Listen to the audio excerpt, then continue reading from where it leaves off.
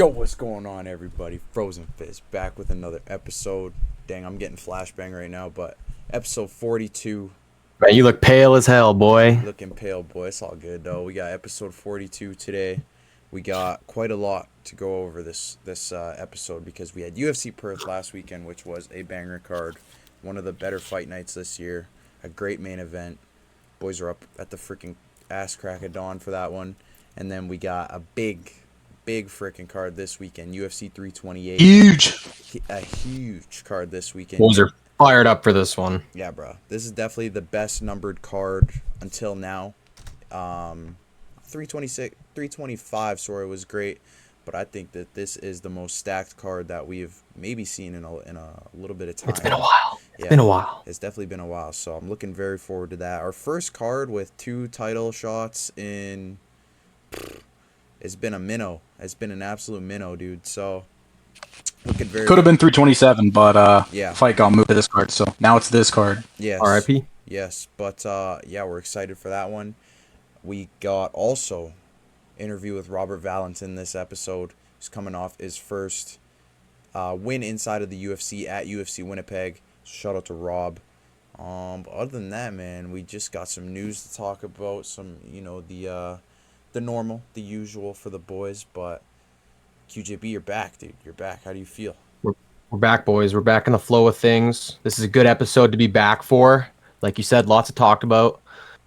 Couple fucking crazy cards to talk about. UFC Perth, 328. So, no better way to get back into flow of things than to start off with a banger. I'm down to rip. Let's go. Let's talk some ball. Barrett, what you gotta say? Hell yeah. Yeah, it's gonna be a good week of fights. The media's already been crazy. Boys have been busy, just Strickland's antics. I don't think we got Quinn's. Yeah, he got us working overtime. I don't think we got Quinn's thoughts on his first ever UFC event. Yeah, UFC Winnipeg. Oh. What were your thoughts on the? Oh, my thoughts on it, bro. Well, actually, your first shout out. I'm wearing the UFC Winnipeg apparel right now. Let's go. UFC X Winnipeg Jets. It was fun, man. Going to that press conference on the Friday, that was really cool. That's obviously where we saw Ronnie San ask that question for the boys. Eamon Zahabi, Charles Oliveira. It was really cool, bro. Doing the whole Q&A, doing the actual ceremonial weigh-ins after seeing all the fighters. That was really, really cool to experience. And then Saturday, bro, the actual day of the fights, it was just waking up and knowing what was ahead, bro, was such a cool feeling. Yeah. Obviously getting together with the boys, booting on down there all together.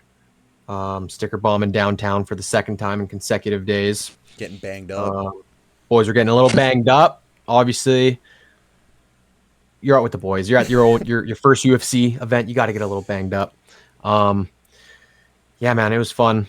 Fights, they were good for what we were given. Obviously, got to see that insane Barbosa knockout. What the fuck, bro? Knockout of the year so far. Yeah, it's up there, bro. And we got to experience that live. That's cool. And then obviously a bunch of our favorite Canadians performed well. So overall, bro, very fun. I will say I do think the at-home experience, viewing-wise, is still better, just because of the cameras, the angles they use. It's just well done. But as an experience overall, bro, being there, seeing the lights, the sounds, just everything, it was fucking awesome.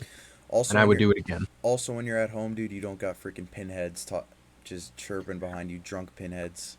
That's a great point. There's a couple kids there who I think it was their first time out together in public. I think drinking as well. And yeah, that's a really good point, bro. These kids low-key were making us pissed off. But yeah, I think the boys collectively, at least 50 rum and cokes. Doubles, too. Dude. Boys are getting after it. This might not sound crazy to a lot of you guys, but I'm not a drinker. I'm not a big drinker. I had 8 rummers out there, so I was averaging 1 an hour. We were at the arena for a good solid 8 hours. We put a shift in. Dude, every single fight, in between every single fight, it was almost a guarantee. At least 4 of us were going to grab a drink and go take a leak. Yeah, it's a bar. It's a bar break and a piss drink. Here we go. That shit was so fun, dude. But yeah, great time with the boys. But yeah, man, I guess we can just hop right into the UFC news right now, bro. So Yep. Barrett, let's get into it. Yeah, we got Brad Tavares versus the Canadian Marc-Andre Barriault at UFC Oklahoma on July 18th. Oklahoma. I like that they're expanding with these fight nights, bro. Going to places that you don't usually see these fight nights. I feel like we've been having a lot of Apex cards lately, so Yeah. that'll be fun. Shout out Mark, bro. That's your homie. Yeah, that is the homie. Yep. I met him too. Got a flick with him. Still waiting on him to DM us with from the sticker, but hey, we'll get that interview sooner or later, bro. You started a trend, bro. You took a pic with him, and then everyone started flooding in, and they formed a whole fucking line up, yeah. bro. It was up going up the stairs. Bro, I was legit the first one to recognize him. Yeah. That's how you know I know ball. For real. We got Josh Hokett versus Curtis Blades is the fight of the month for April. This was the obvious pick, clear pick. This is gonna be the fight of the year, bro. This might be the fight of the decade. Yeah. Who knows? The fight of the 2020s so far. Yeah, one of the best fights of all time for sure. Be up there, bro. It could definitely be up there. Heavyweight for sure. Yeah. That's a greatest heavyweight fight ever. I don't even know why I just said that. Greatest heavyweight fight ever. Yeah, bro. We move. And this is an interesting one. Dricus du Plessis versus Kamaru Usman is in talks to happen next. Bro, okay, I low-key got something to say about this one because I commented on Kev's post when he talked about this. Yeah. When he posted this. Bro, this fight makes 0 sense. 0 sense. I don't get... Well, first of all, why is Kamaru Usman moving up to 185 all of a sudden? He's fought at 185 before, but why is that happening now? And why is he fighting Dricus du Plessis? One fight off losing his belt. Yeah, hold up, wait. I thought we were talking about this guy getting a fucking title shot out of nowhere not too long ago, weren't we? Exactly. Weren't we Kamaru? Weren't we Islam? Bro, exactly. Ali? Dude, this shit makes no sense. I do not understand what... Bro, this was the last thing I was expecting to see out of these two divisions. Like, this matchup makes less than 0 sense. Why was... Holy shit! What's happening? The Toronto Maple Leafs will pick first overall. Don't play with me. What? Don't play with me. No, they actually just... Wait, what? Why did they show the first overall pick first? What the fuck? What the fuck? Let's go, man. Let's go. In the middle of the damn ep. Oh, hell nah. Damn. Nah, this is rigged, bro. This is fucking rigged. Oh, we've been knowing that. We've been knowing that. Hold on. They just hire the most controversial fucking GM.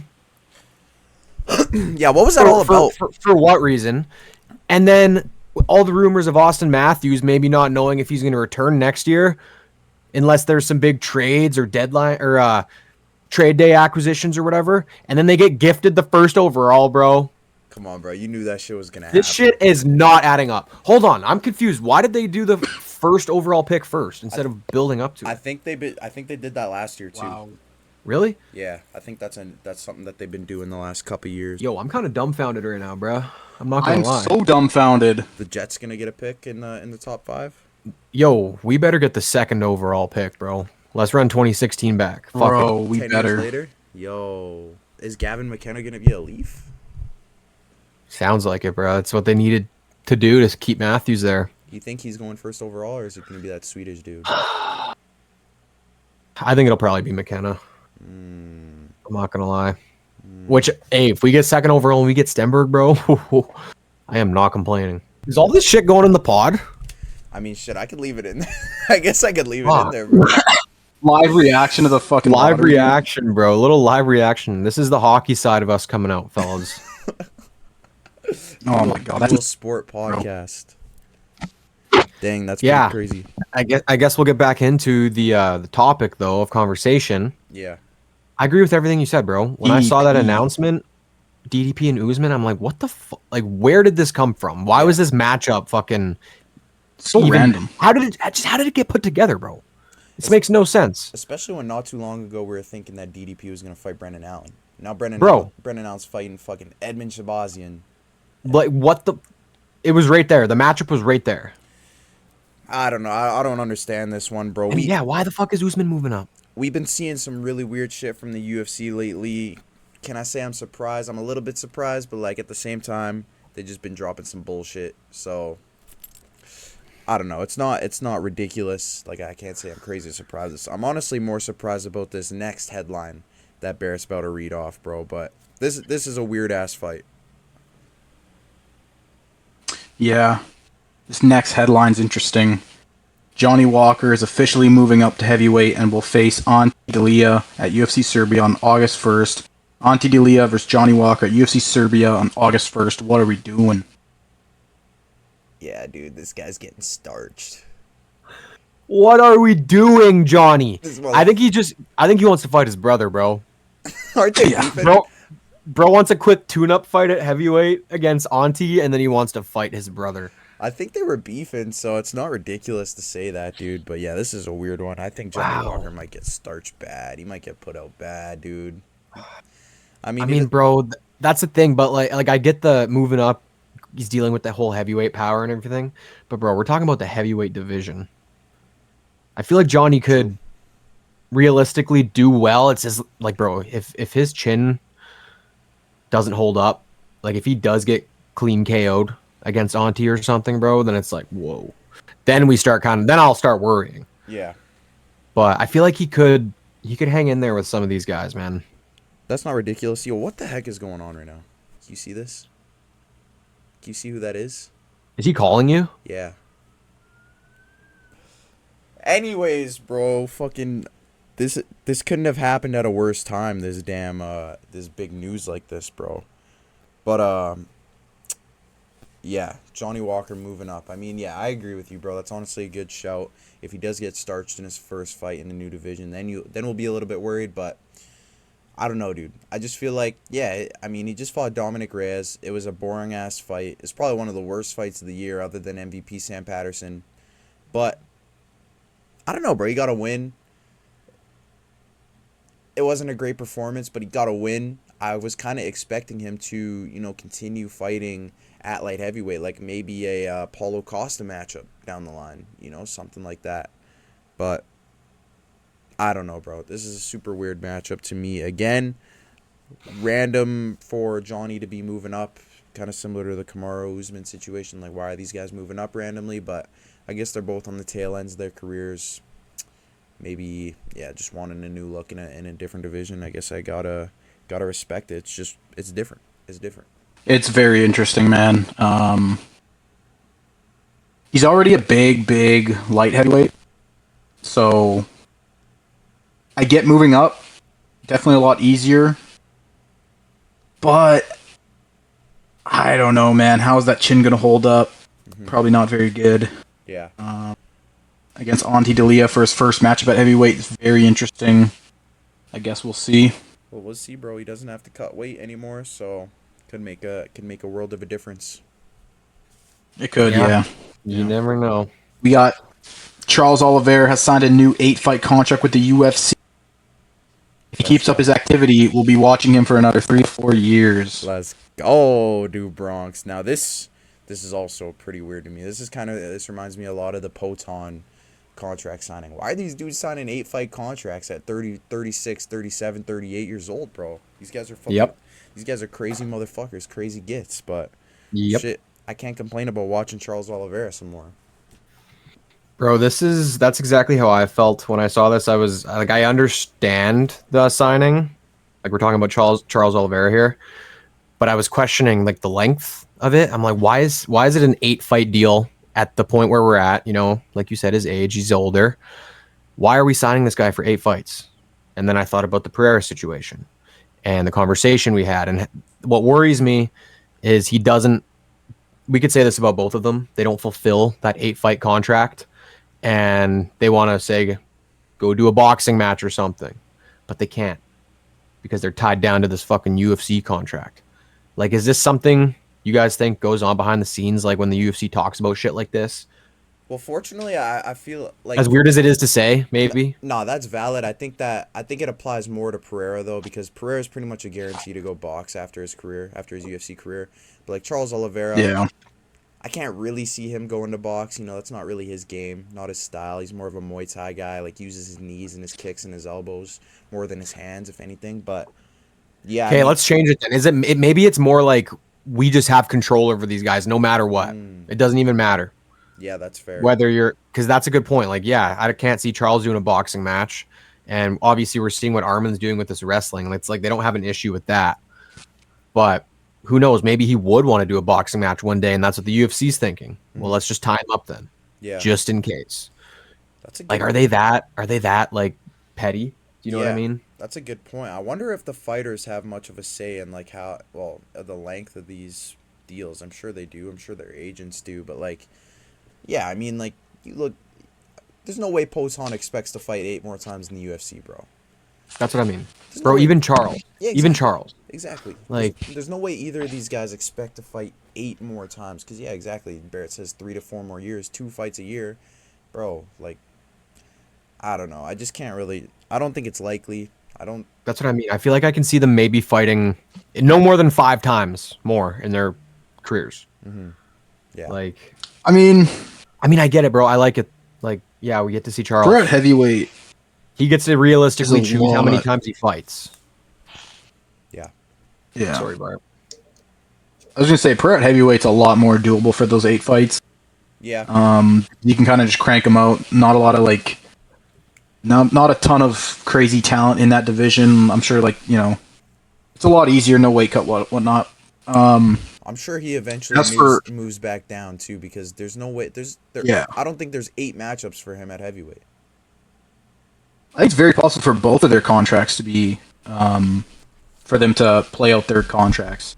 I also wonder if it's like in other sports where they sign like 8-year deals. It's just like they get the max term, therefore they get paid the most. So I don't know, maybe it's like a situation like that where, like, you know, he guarantees at least 8 more fights instead of only like 4 or 5, where, you know, maybe at his 5th fight, you know, he's not as good and whatnot. So like this way it guarantees at least 8 more fights, therefore I don't know. Yeah, kind of lets them leave on their own terms. Yeah, exactly. Yeah. That's a good point. That is a good point. Maybe we'll start seeing this more often. Like, maybe we'll see guys like Max Holloway sign long contracts at the end of his career. You know, that's just an example. Or maybe Conor McGregor signs like a signs like a 4-fight deal or something like that. Like, allows these guys to leave on their own terms. That's a good point. Just longer term, and they kind of play it out how they want. I don't know. That's a good point. I'm sure, honestly, that's probably the way they're looking at it. But when you say that a guy has 8 fights on a contract, like, you kind of expect him to fight 8 more times. I can't see it. Can't see it for either of these guys, to be honest. Yeah, they'll be fighting into their 40s, so we'll see. Yeah. Unless they're able to crank them out before their 40s, which is very... Can't really see that happening. Can't see that happening. If Poton fights 8 more times before he's 40, dude, I'll chop my day off. I don't even know, dude. Let's go, Poton! That lottery draft is rigged. You hear this guy? Yes! You hear this? Yes! Yeah! Yes! Fuck you guys. Fucking Toronto over #1. That's a viral clip if I've ever seen one. Bro's raging. We got Angry Dad, bro, Aaron version. That's awesome. Yeah, we gotta keep some of that in there. That's a viral clip waiting to happen right there. Oh man. What were we even man. talking about? We're talking just the Oliver contract Right. situation. We're at the end of it. I guess we can just move into the next piece of news. Robert Whittaker versus Nikita Krylov at UFC 29 on July 11th. Another dude moving up. We already knew about this, though. We already knew Rob was moving up, so Yeah. I think this is a good matchup for him, bro. Krylov's a pretty big dude, and obviously Whittaker's going into that division. You know, shorter dude. He was already short middleweight, so he might be a little bit undersized, but I think this is a pretty good matchup, bro. I think this is a winnable fight for him. I was kind of questioning how it was gonna look with him moving up to 205, but I think this is a really good matchup. I like it for him too, bro. I'm not gonna lie. Definitely a winnable matchup.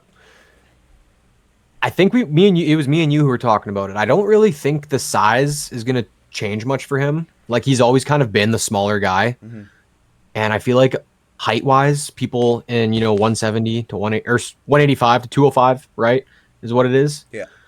I feel like it's not that much of a difference. It's really just gonna be the weight. Yeah. But like I said, he's always been the smaller guy, bro. He's kind of just used to that. But yeah, like you said, it's a good match for him. Very winnable fight. Great great first matchup at 205. We'll see how it plays out. We'll see how well he does at 205. Yeah, I like this matchup.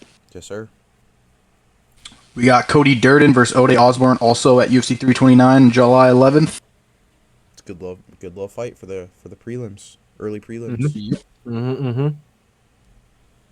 This is sad news. Jakub Wiklax announced he's injured and is out of his fight against Marcus McGee at UFC Vegas 118 on June 6th. Now, Very unfortunate. Yeah, that is unfortunate. I saw the pinhead Ruben Carter talking about Ethan Ewing stepping into this one. So obviously that's not happening anymore. But we got to get Marcus a replacement for this fight because we can't have bro on the sidelines any longer. He needs a fight, deserves a fight. Yeah. He's been waiting. Yeah. Bro's last fight was fucking Peter Yan, the damn champion of the division. Give this guy a nice matchup. Give him something that, bro, give him a fight in the fucking rankings, man. This is garbage that it's even gotten to this point. Like, who's the guy? I was surprised with that matchup, bro.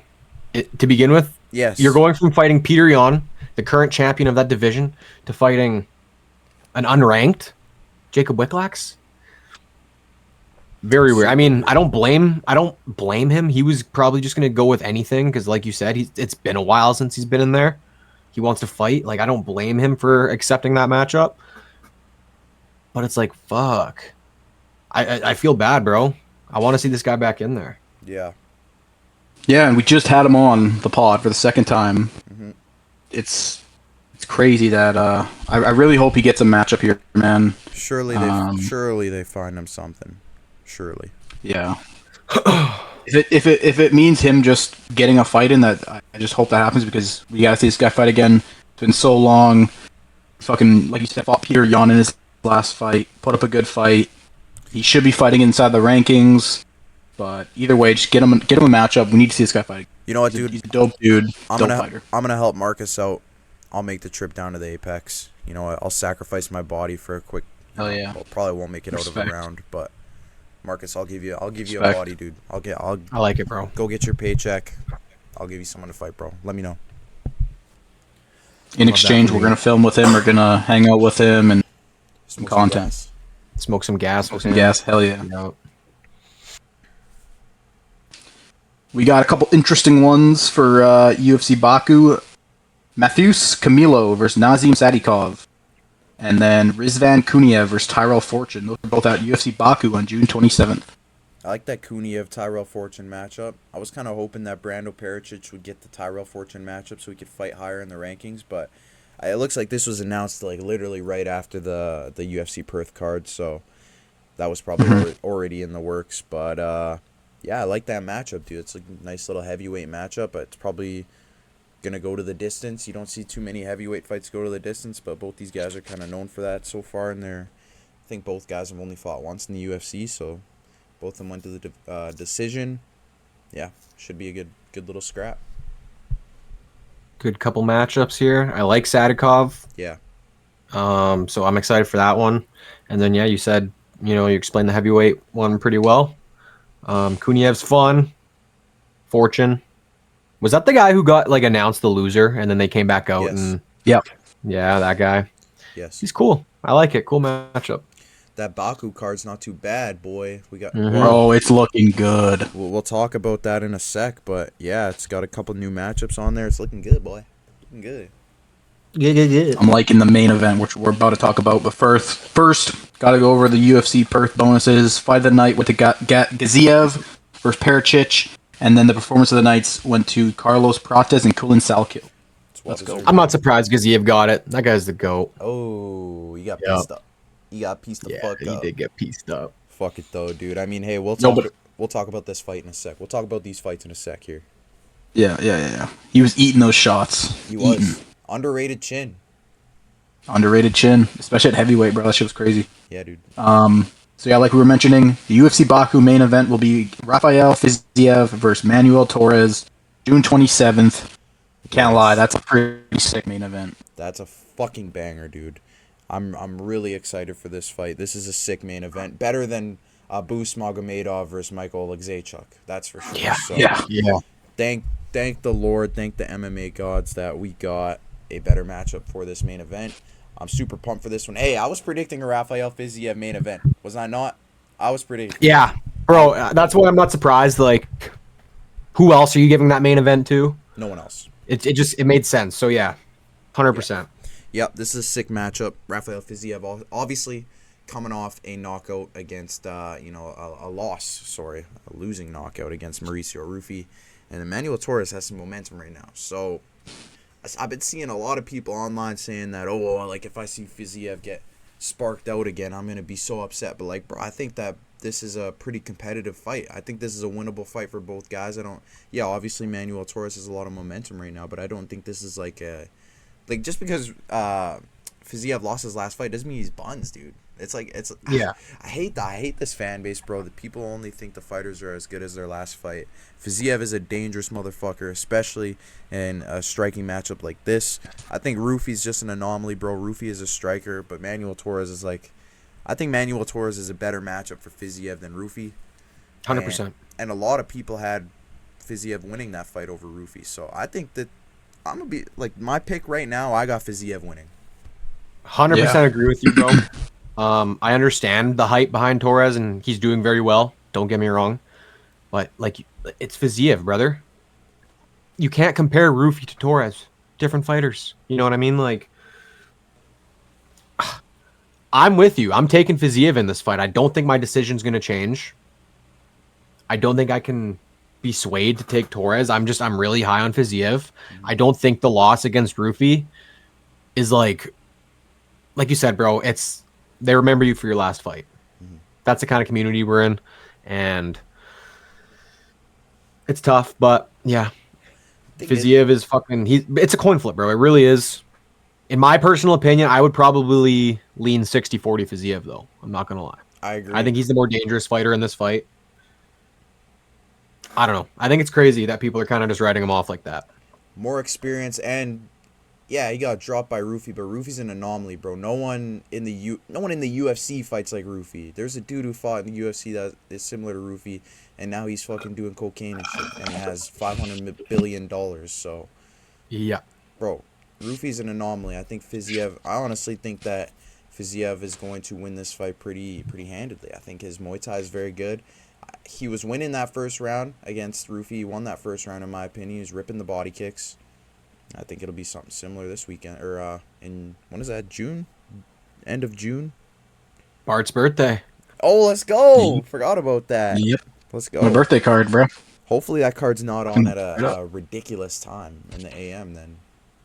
Yeah. I don't think it is. I'm going to quickly check. I think maybe they don't have the time out yet, but yeah, we'll find 12 p.m. Eastern. Okay. So 11 a.m. That's the main card? I think so. Okay. I'll take an 11. Not bad. I'll take an 11 I like those a.m. cards. Yeah. Let me just make sure. Especially in the summer. Take that for show. Yeah, seems like that's what it's going to be. 11 a.m. All right. Well, hey, I'm good with that, bro. It's not too bad, so yeah. It's not terrible. Yeah, this fight for Fiziev, great fight to get back into the win column. Torres is good, but Fiziev is just better, and I expect him to win pretty convincingly. Yeah, I think it's a good matchup. It's a good matchup for him. Get back in the win column. Yeah, great main event. Should we talk about the co-main? Yes, we should. Shara Magomedov versus Mihail Pereira at UFC Baku, June 27th, co-main. As of right now, the co-main, unless they change it, but yeah. It's a cool fight too, man. I think, when's the last time we even saw Shara fight? Dude, was that Marc-Andre? Yeah, I think so. Holy I feel like it was, because he's been doing some other shit outside of it. In that fight. Yeah, busted up his nose. Yeah, he's been acting, right? Wasn't he in a couple movies or some shit? Yeah, he did some acting, but he was supposed to fight, or he was supposed to grapple. Right. Who was that? He was supposed to grapple. He grappled Armin. Oh yeah, that's right. He did. Yeah. He grappled Armin. Took him to a decision. Yeah, I mean, hey, I'm excited to watch Magomedov fight. I think he's gonna win this fight. I honestly think he might put Michel Pereira out, because bro, Michel Pereira is like the best, shittiest fighter of all time, bro. He was looking so good for like a little stretch, and then bro lost 4 in a row. He did not beat Zach. He looked good in his last fight, Dude, but he did not or win no, that fight, bro. maybe no. I'm thinking of something else. No, never mind. Zach Reese, I don't know. I'm pretty sure Michel Pereira won that fight against Zach Reese. If that's the matchup that I'm thinking of, I can't really. Oh yeah, we were surprised. Yeah, we were surprised. Okay. I don't think he deserved that win. I thought Zach Reese won that one pretty convincingly, but Shara Magomedov is not Zach Reese. I think Shara Magomedov's probably gonna put Michel Pereira out. I don't think you're crazy for thinking that. It's possible. It's possible. I I think Shara wins this one. I think pretty handedly. I think it's a pretty easy decision, honestly. Yeah. And then ended off on a banger. We got Ethan Ewing versus Farid Basharat at UFC Vegas 119 on June 20th. Now that's a good fight, man. Now that's a good fight. I love watching Ethan Ewing. This dude is something special. One of the fun. I like watching both of these guys, man. Yeah, Basharat's good as well, but On matchup. I think wow, this is gonna be a fucking good fight, bro. It really is. This is another big test for Ethan Ewing. The UFC just feeding this dude undefeated prospects, but hey, he's been handling it pretty well thus far. So I'm going with Ethan Ewing, dude. From what I've seen so far, I think this dude has the potential to be a champion. So Yeah, he's fucking I feel like you can't pick against him after his last performance, bro. Mm-mm. Like he looked fucking like you said, champion material. Like that's how good he looked. I might sound crazy for saying that. He fucking looked that good. That was a fucking Carlos Prates this weekend performance. Yeah, 100%. But yeah, Basharat's good too, bro. Like he's undefeated.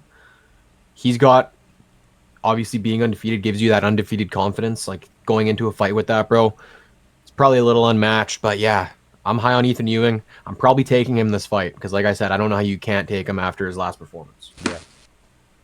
Yeah, pretty crazy. Ethan Ewing, this will be his third fight in the UFC, and this will be his third undefeated opponent in the UFC. This guy is the zero taker, bro. He's taking away your zero. Bro's gonna have the fucking toughest path to the belt. Why are they just giving this guy the toughest matchups possible? I guess because they see how good he is, but frick, dude, he must have done something to piss Dana off or piss Hunter Campbell off. He's showing up, bro. He's showing up, and they're like, this guy's the real deal. We gotta keep testing him, I guess. I guess so, They don't bro. believe it yet, bro. I guess I don't know how you can't believe it. How couldn't you believe it after his last performance? Yeah, I feel like I gotta stop picking against Ethan. I picked Malcolm Wellmaker. I picked Rafael Estevam. It's time to stop disrespecting this motherfucker and putting some respect on his name because clearly he deserves it. He's been demanding it. Yeah, give me Ethan Ewing. I'm honestly gonna take Ethan. And they threw him in the Apex again.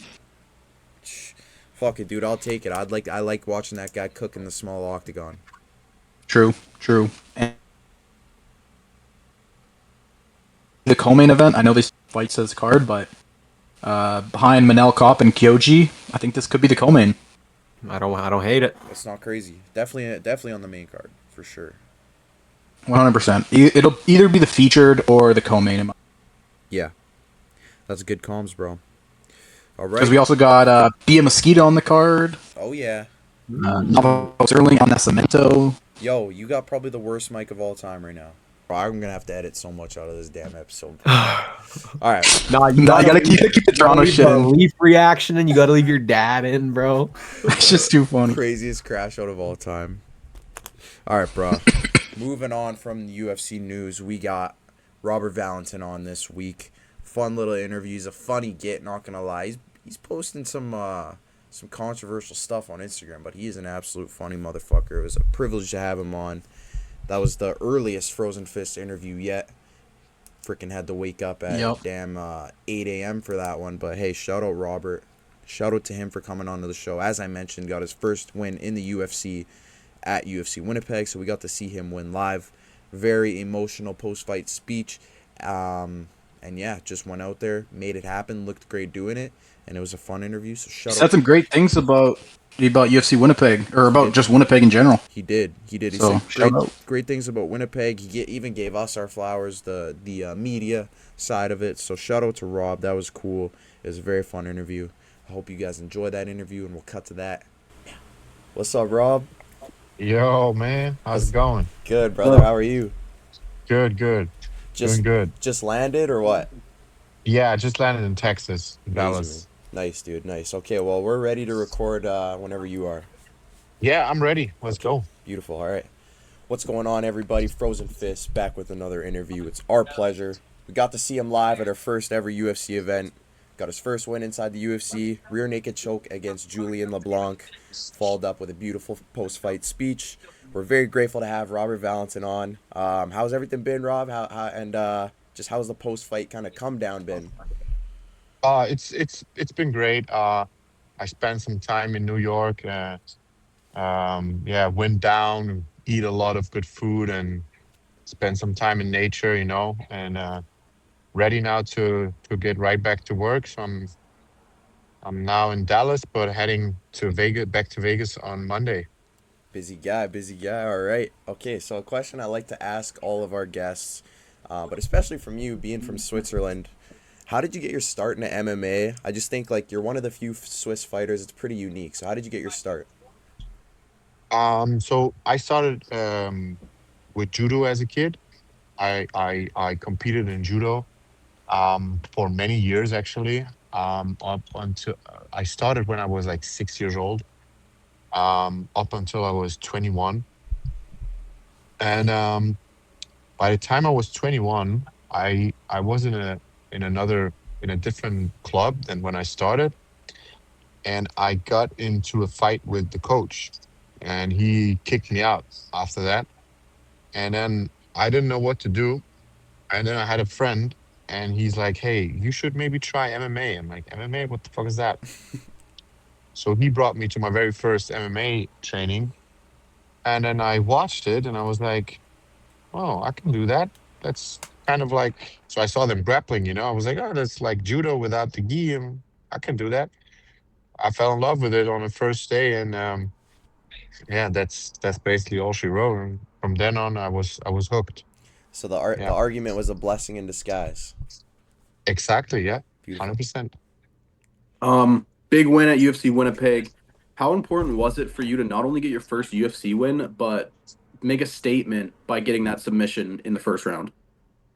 Yeah, I told that to Laura Senko before the fight. She asked me kind of the same, "Hey, what's your mindset?" I was like, "Hey, I'm fighting for my career." So Mhm. that was kind of my point where I started from. Like, I was like, I have to remind the guys why they signed me. So, and everything else I don't really think about because I'm a finisher anyways. I don't grind out decisions. So I know Mhm. if I'm winning, it's most likely going to be a finish. Um, and I just think I gave the crowd a full Robert Valentin experience. Going in there, first round submission, all gas, no brakes. So yeah, I had my back against the wall, and yeah, Hell yeah. don't put a hungry wolf with the back against the wall. It's gonna Absolutely. gonna Absolutely. end up bloody.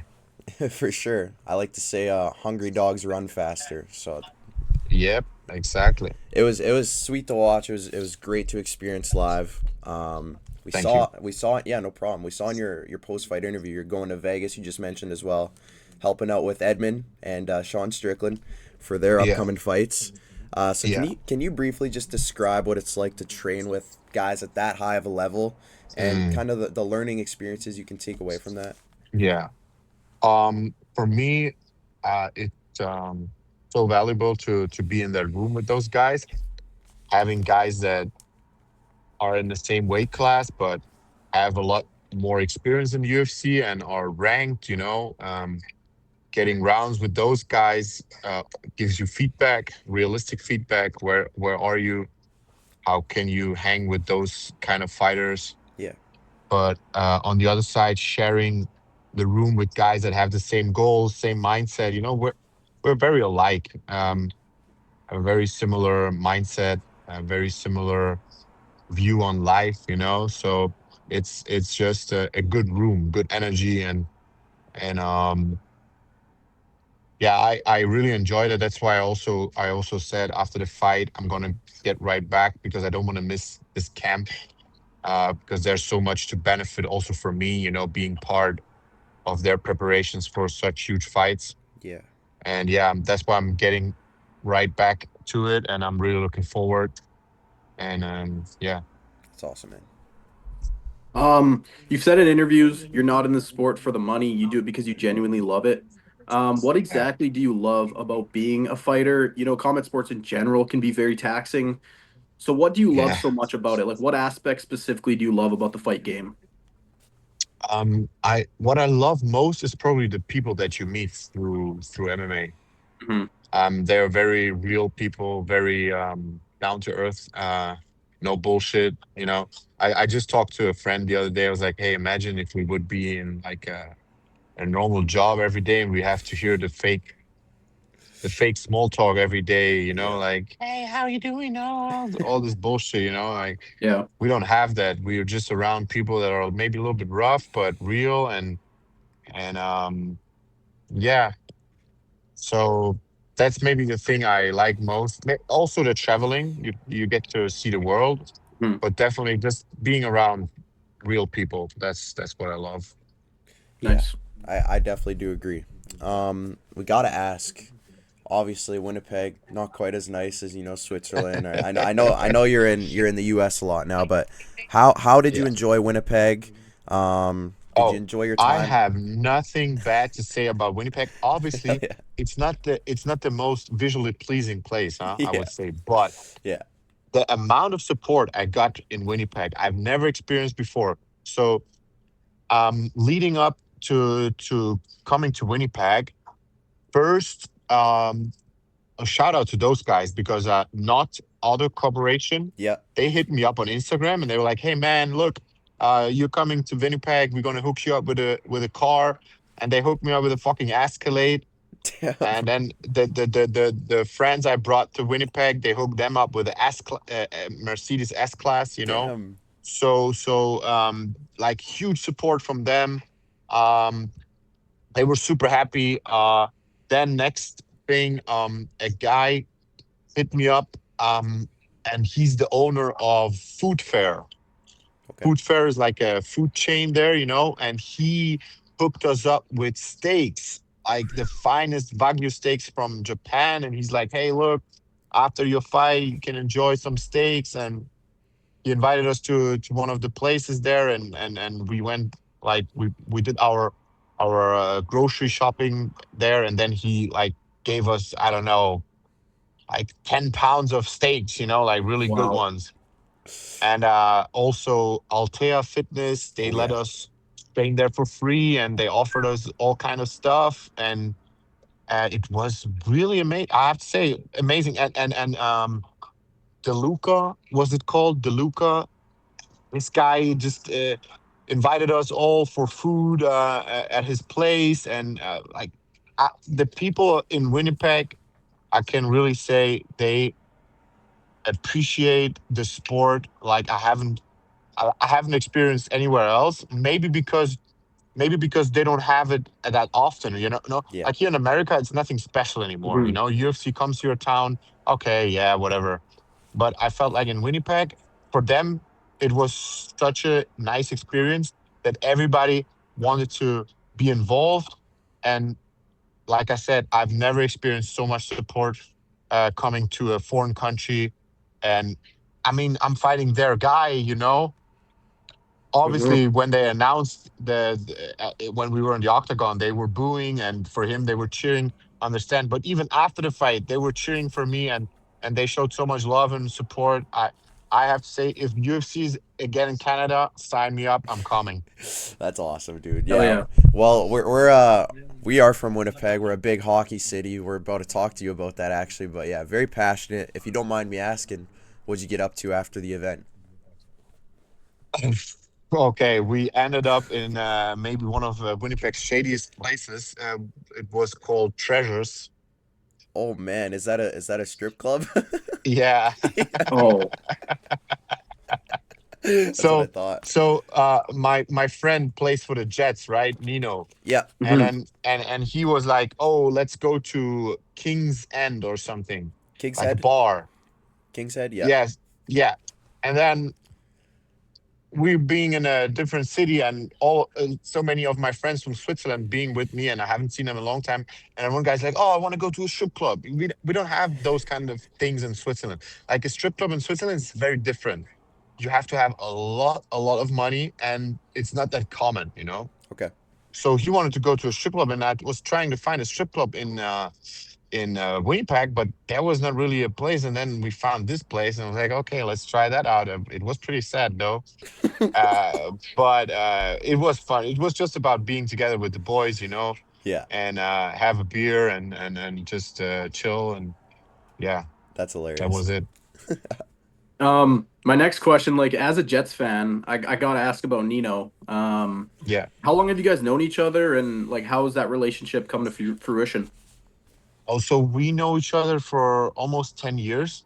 Damn. Um, so one of my closest friends, who was also my wrestling coach in Switzerland, he's a huge legend in Swiss wrestling. He was at the Olympic Games. He actually beat uh, Randy Couture at the Olympics in Sydney. And he is a huge supporter of young athletes in Switzerland. He supports so many young athletes, and he was supporting Nino, and he was supporting me as well. And at that time, like 10 years ago, I wrestled for his team. And for the finale of the Swiss championship, Nino came, he came back from Switzerland. Back then, he was playing for, I think, Minnesota Vikings. I don't Wild, quite know Minnesota how. Wild. Yeah. Yeah. So, he came after the season to Switzerland, and he watched our finale. And that's when we met first. And then, yeah, we stayed in touch. And then when they told me I'm gonna fight in Winnipeg, he was the first guy I hit up. I was like, "Hey man, I'm coming to your town." He's like, "Oh goddamn." But yeah, it was actually fun. Actually, we planned on having him come to the ceremonial weigh-ins with me on stage, Ooh. but then he Oh. had to do medias for the Jets because it was their last day, like the Thursday before they had their last match. So he was pretty busy with media and stuff. Unfortunately, it didn't work out, but yeah, they That's know Look, now two. They know now two Swiss guys in Winnipeg. yeah. yeah. It's so Luckily, it, he had pretty good seats cage side, so he was Yeah, good. yeah, yeah, yeah, yeah. And it was funny because so after the fight, they brought me backstage to do all the media, and at the same time, he wanted to go to the restroom, and they brought him backstage, and all of a sudden, I'm standing in front of Nino in like the last corner of the arena, and he's like, "Oh man, what are you doing here?" I'm like, "I do media. What are you doing?" I'm trying to find a toilet, man. So that was funny. Like in the last corner of the arena, we saw each other right after the fight, and we made a picture together. And yeah, he said he really enjoyed watching the fights. So yeah, yeah. That's awesome. That's so cool for us. It's like our two worlds colliding. Super dope. Um, yeah. I just want to ask, can you explain the emotions behind getting that win? Obviously, you went through it in your post-fight speech. It takes a lot of strength just to get in the octagon after going through something like that. How special was it to get that win in a situation like that? Man, I cannot explain. It was uh, I don't have words because I kept it inside of me since November. So I was they said it a little bit wrong in the upbringing to the Hmm. fight, but I was supposed to fight in November, and I had to pull out in fight week because I injured my back, and that's when I also got the news that my mom passed. Hmm. So I had like 6 months of keeping all of this inside, and I never cried about it. At the funeral, I kept it together. Like I was not having those emotions, but the moment when I won, it just came over me, and um, yeah, that meant the world to me. I felt so connected in that moment with her, and she we had difficult relationship, but she always told me to follow my dreams, you know. Mhm. So in that moment, I felt like she's watching, you know, and she's proud, you know. So that was really, yeah, incredible moment. Yeah, that's beautiful, man. Yeah. Um, should we expect to see you back in the octagon sometime this summer? I know you want to get back at it. What would an Yeah. ideal return look like for you? Oh, so I'm in talks with the matchmaker. I tell him, hey, I'm ready next week if you need me to, you know. Let's go. I'm ready to jump in on short notice anytime. We're gonna get a date probably, or I'm just gonna stay ready in Vegas if somebody cancels, you know. Hmm. But I don't want to wait longer than fucking 8 weeks, to be honest. You know, I Yeah. want to get right back into it. I have no injuries. I feel great, and I like to stay active. I, Anyone who followed my career before, like I like to fight 3, 4, 5 times a year, you know, Yeah. and I try to keep that up. Yeah. That's Hell yeah. awesome. Barrett, We'll be watching. you got anything else, Barrett? I think that's everything, right? Oh, yeah, that's it. That's it for me. All right, Rob. Cool. We appreciate you, bro. You're a legend. You're an absolute beauty Thank for you, coming guys. on. Appreciate you. I'll be posting this interview in a couple weeks, so I'll tag you and everything. But Nice. thank you again, Yeah. brother. Thank you. Thank you. All success for your guys' show and everything. Thank you for having me, Thank you, bro. and hopefully see you guys again in Canada. Absolutely, Yeah. absolutely. All And right. if you get another fight anytime soon, we'd love to have you back on. All right. Cool. All right. Thank you. Hell yeah. Have a good one, bro. See you guys. And we're back. Shout out to Rob for coming on to the show. Apparently he's got some fight news coming again soon, so I'm sure we'll be seeing Rob hop right back in the octagon maybe a couple more times this year. But yeah, shout out to Rob for getting his first UFC win in our home city. We got to witness that live. We got to witness him drink a beer, walking off out of the octagon, you know, leaving and going back to the room there. So, hey, just an electric dude. Very hyped after his win. Has some ties to Winnipeg too with Mr. Nino Niederreiter. So that's some Shout out Nino. that's some random lore right there. But yeah, shout out to Rob. We can move on now. We will start to talk about UFC Perth, which happened last weekend. Very fun card. We didn't obviously missed some of it as it was at freaking, what time did this shit start at? 3 a.m. 3 a.m. for us. So QJB only woke up for what? You woke up for the Steve Erceg fight, right? Or wait, which? No, the way my viewing experience went was I was actually out Right. Friday night. We were out very late. I got pretty pickled. I'm not gonna lie. I dabbled. But yeah, we were out till about 3:15ish in the morning is when our Uber came. So I was able to catch the first fight on the way home. Saw Cody Steele take that dub. Shout out Cody Steele. Saw the Mikulev fight. And then I ended up getting home kind of when that fight ended, passing out during the Wes Schultz fight, and then didn't end up actually waking up until literally right before Quillen walked out. So Right. I don't know how I woke up on my own like that. It's meant to happen.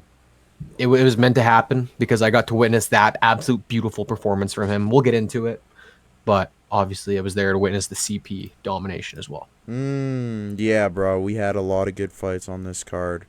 I think me and Barrett woke up around the same time. We got to witness just pretty much the whole main card. Missed our boy Cam's fight. I wanted to wake up for that one. I slept through my damn alarm, but Cam had an amazing Woke performance. up to Tai Tuivasa just laying on the ground. Yeah, getting laid on. Yeah, I guess we'll mention a few of these fights. Cody Steele versus Don Marfan. I had Don Marfan winning. He looked very good in that. I don't even know what it was. It's not the Ultimate Fighter, but it was the road to the UFC thing. I think it was at the UFC 326. There was like a few different guys who were fighting on that card from that road to the UFC show, and Don Marfan got a big win. But tonight, or on the weekend, sorry, obviously didn't go his way. Cody Steele got him with the heel hook in the first round, pretty quick into the fight. Our boy Jonathan Mikulev, the big Les Show fan, shout out to him, got another win. I didn't see this fight. Would have been sick to watch. Yeah. I wanted to watch this fight because he had some questionable striking at his matchup at 326. Yeah. So I wanted to see if he made it kind of any adjustments or any improvements. But yeah, got the win, split decision in his home country there. So shout out to Jonathan. Wes Schultz with the do-rag, pulling up with the do-rag. That shit was kind of tough. jumping like 15 gillies I saw online. Shout out to Wes Schultz, that's gangster as shit. Will mention Junior Taffa getting a win. Shout out to Junior Taffa. This might be the first time I've seen Junior Taffa win inside the UFC. Maybe second time I've seen Junior Taffa win inside the UFC. So that's a big win. Also reposted our post of him. Have like his family members and shit liking our post. So shout out to Junior. That's a big win for him. Gotta mention our boy Cam. Of course. Gotta mention our boy Cam. He went out there, made it look dominant. Dude's already training again, fucking 3 days after the fight, so obviously he didn't take too much damage. Yeah. Bro, it looks like he beat up Robert. Yeah. Looking at like the total striking numbers, obviously he was able to take him down 3 times. Mm-hmm. God damn, Cameron. Yeah. Domination. Crazy performance from Cam. I'm hoping that I can watch that fight back sooner or later. You know, hopefully they upload it on YouTube. I was hoping to watch that fight, man. Yeah. I should have. Honestly, bro, I don't know why I didn't think of it. I guess the card wasn't on TV, but it would have been nice to record this card and like watch it back after. But oh well. Shout out to Cam. Hey man, Fight Pass. Fight Pass. True. I got that shit. True. I do gotta just watch it. I do gotta just fucking buy that shit so I can go back and watch any fight. But yeah, shout out to Cam, bro.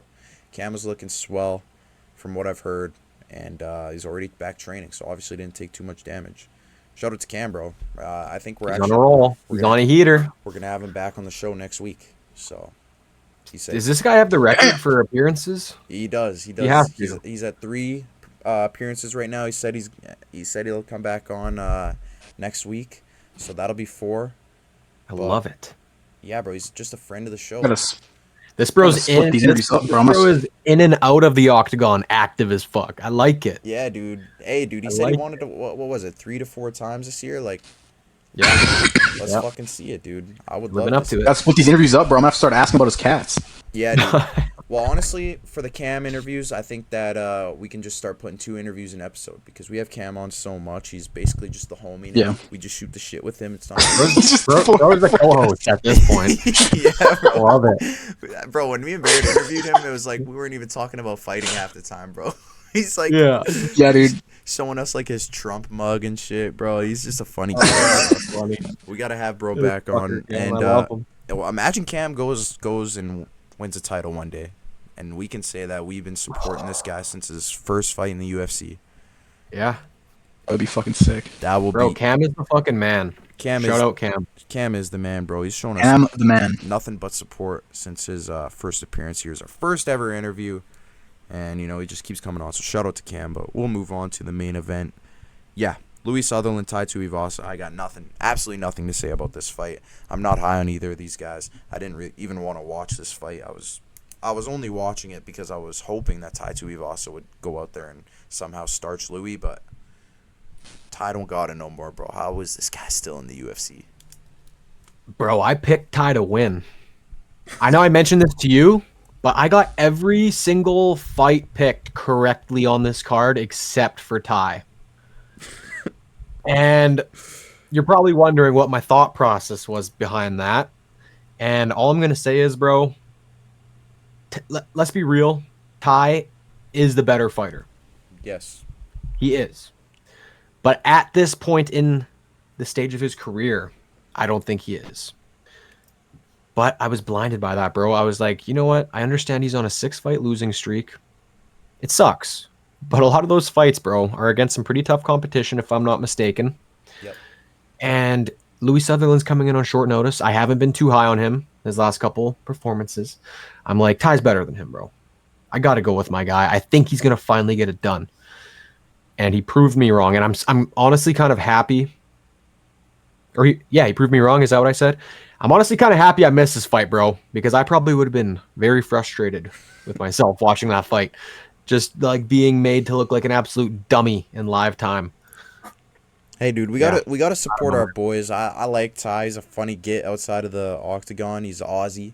Bro, I don't know what it is, but this UFC Perth card made me want to go to Australia so fucking bad. It would be fun. I would love Australia. All the bugs and shit, though, bro. Stay inside the city, bro. Yeah. We'll be good. I think we would have to. Yeah. We'll be good, yeah. Go chop it up with Cam.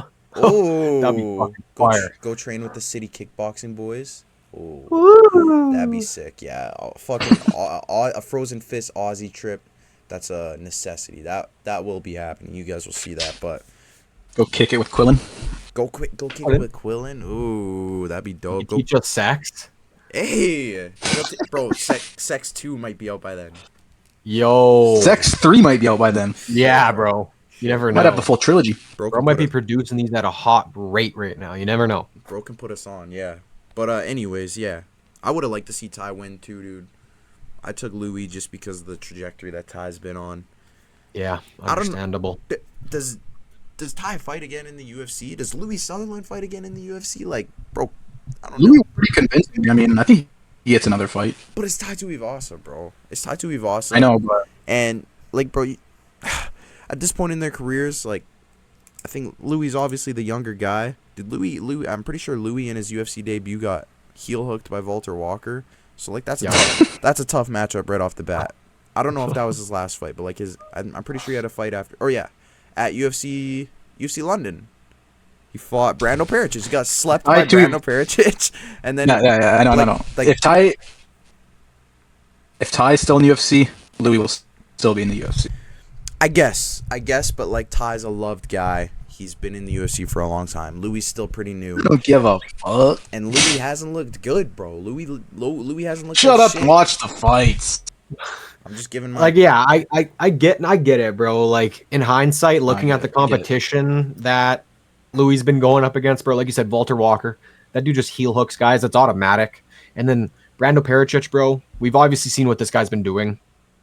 Like, a loss against him's kind of like on your record. It doesn't really look that bad after what he's been.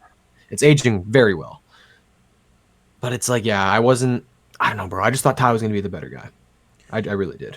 I just thought Louis was gonna like make this more convincing, is what I was gonna say. Yeah, the striking numbers look great, and he was, dominating with the control time. But like, bro, in a fight like this, like, is that how you want to win? Is that the way you want to win? I guess that's the game plan against like a slugger with Ty. But like, bro, like this is a fight where you could win by knockout. You could win by spectacular fashion, and you didn't do it.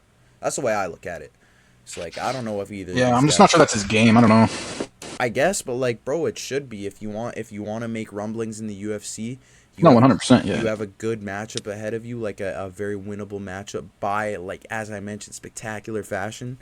It should have been a fight that he won in a crazy way, in my opinion. I'm just not impressed with either guy. I don't think either guy deserves a fight in the UFC after this. A lot of people are saying cut both these guys. Hey, call me crazy, but that's just the way I look at it, bro. Next fight. Now we got some good heavyweights to talk about, bro. Shamil Gaziev versus Brando Pericic.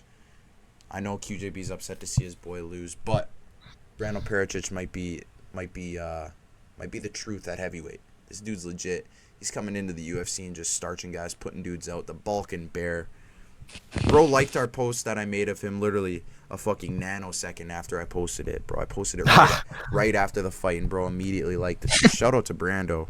Let's go, Brando. I'm cool fucking dude. I'm actually really impressed with this dude so far. Like, he's stepping up to the plate. He's taking big fights, fighting up in the rankings, and he's winning in crazy fashions. Starching guys, putting guys out.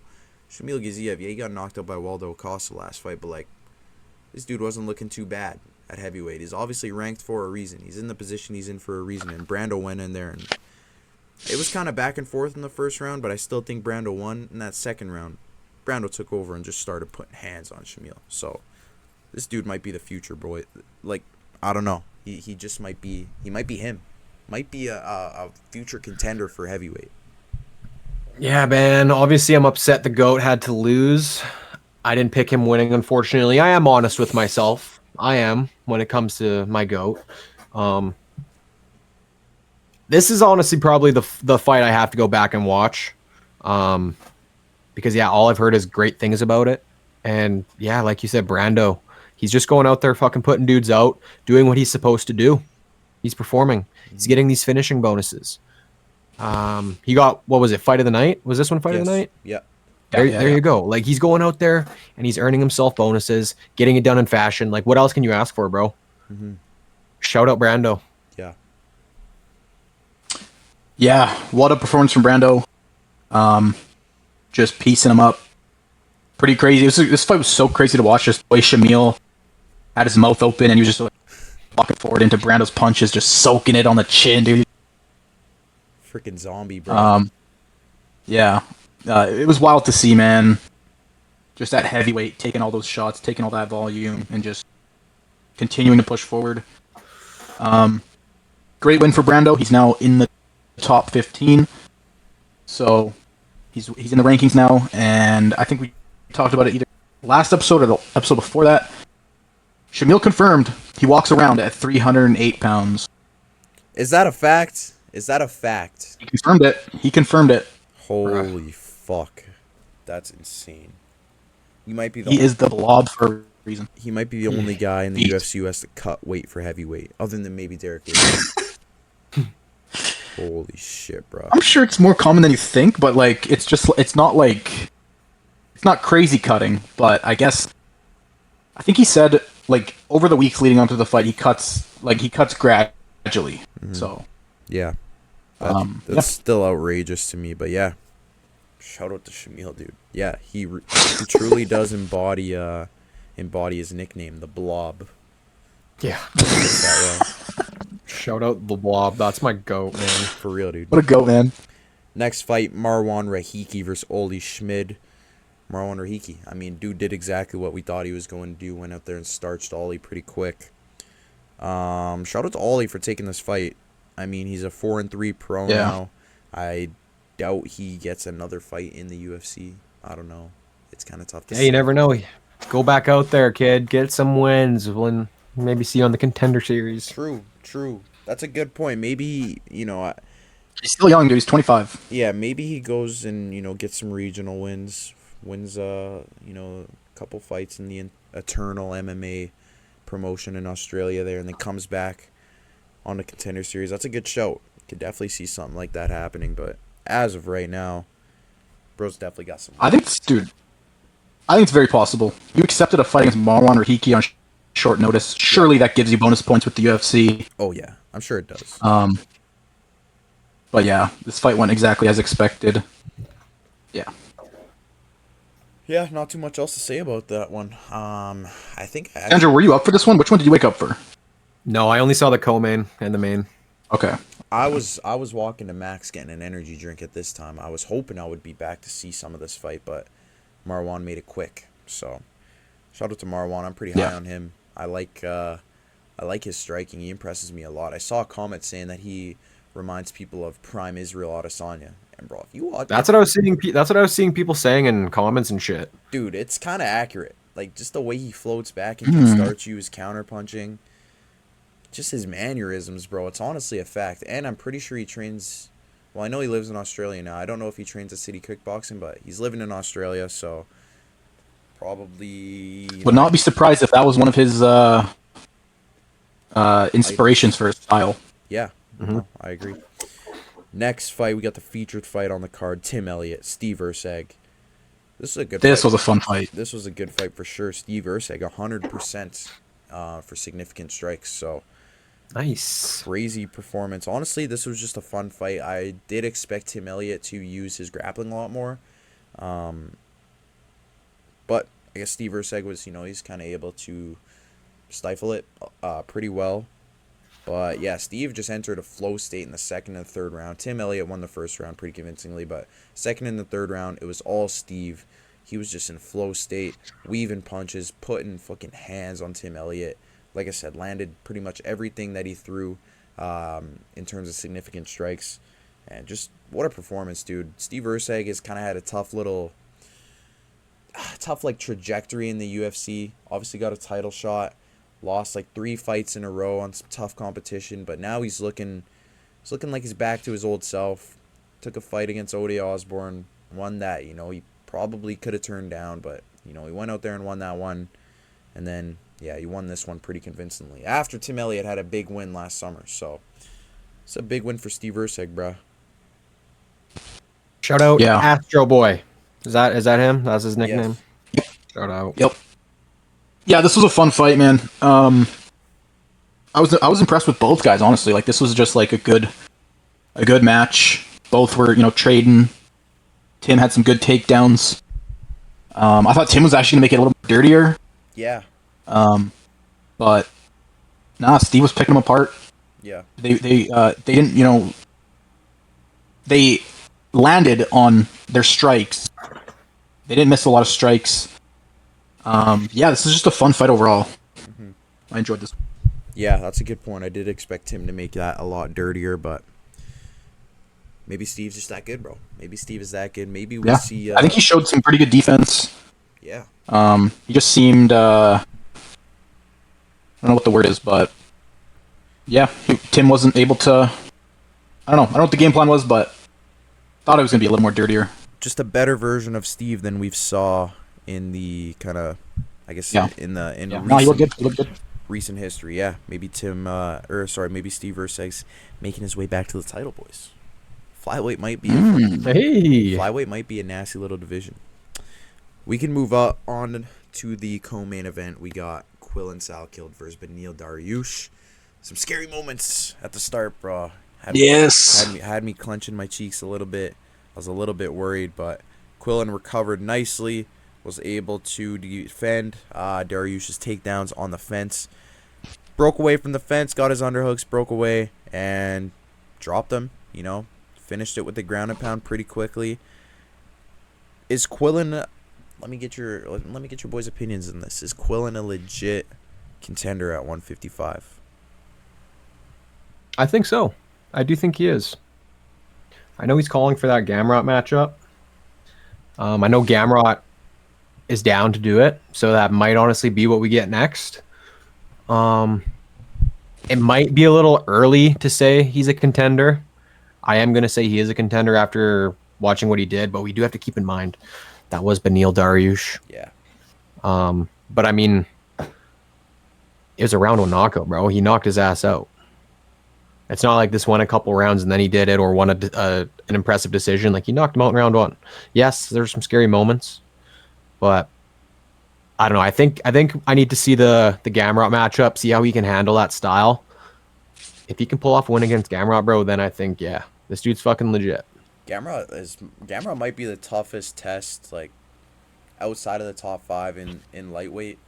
I think, yeah, I agree with you, bro. If he wins that fight, I am 100% going to agree with you. I'm a little more hesitant, though, to say that he's a contender. holy fuck. I want to see him, like, truly get tested. I want to see, I think Gamrot matchup is fucking sick. I think Gamrot is going to give him a very, very tough test. And if Quillan's able to win that fight, then I'm going to call him a true contender. But as of right now, I'm a little hesitant to just put that tag on him. But he looked good in this fight, and he some scary moments, but he recovered. And yeah, I want to see his grappling tested. I want to see him to the limits. But hey, dude, he's got the star potential. He's in with the youth. He's the UFC right now.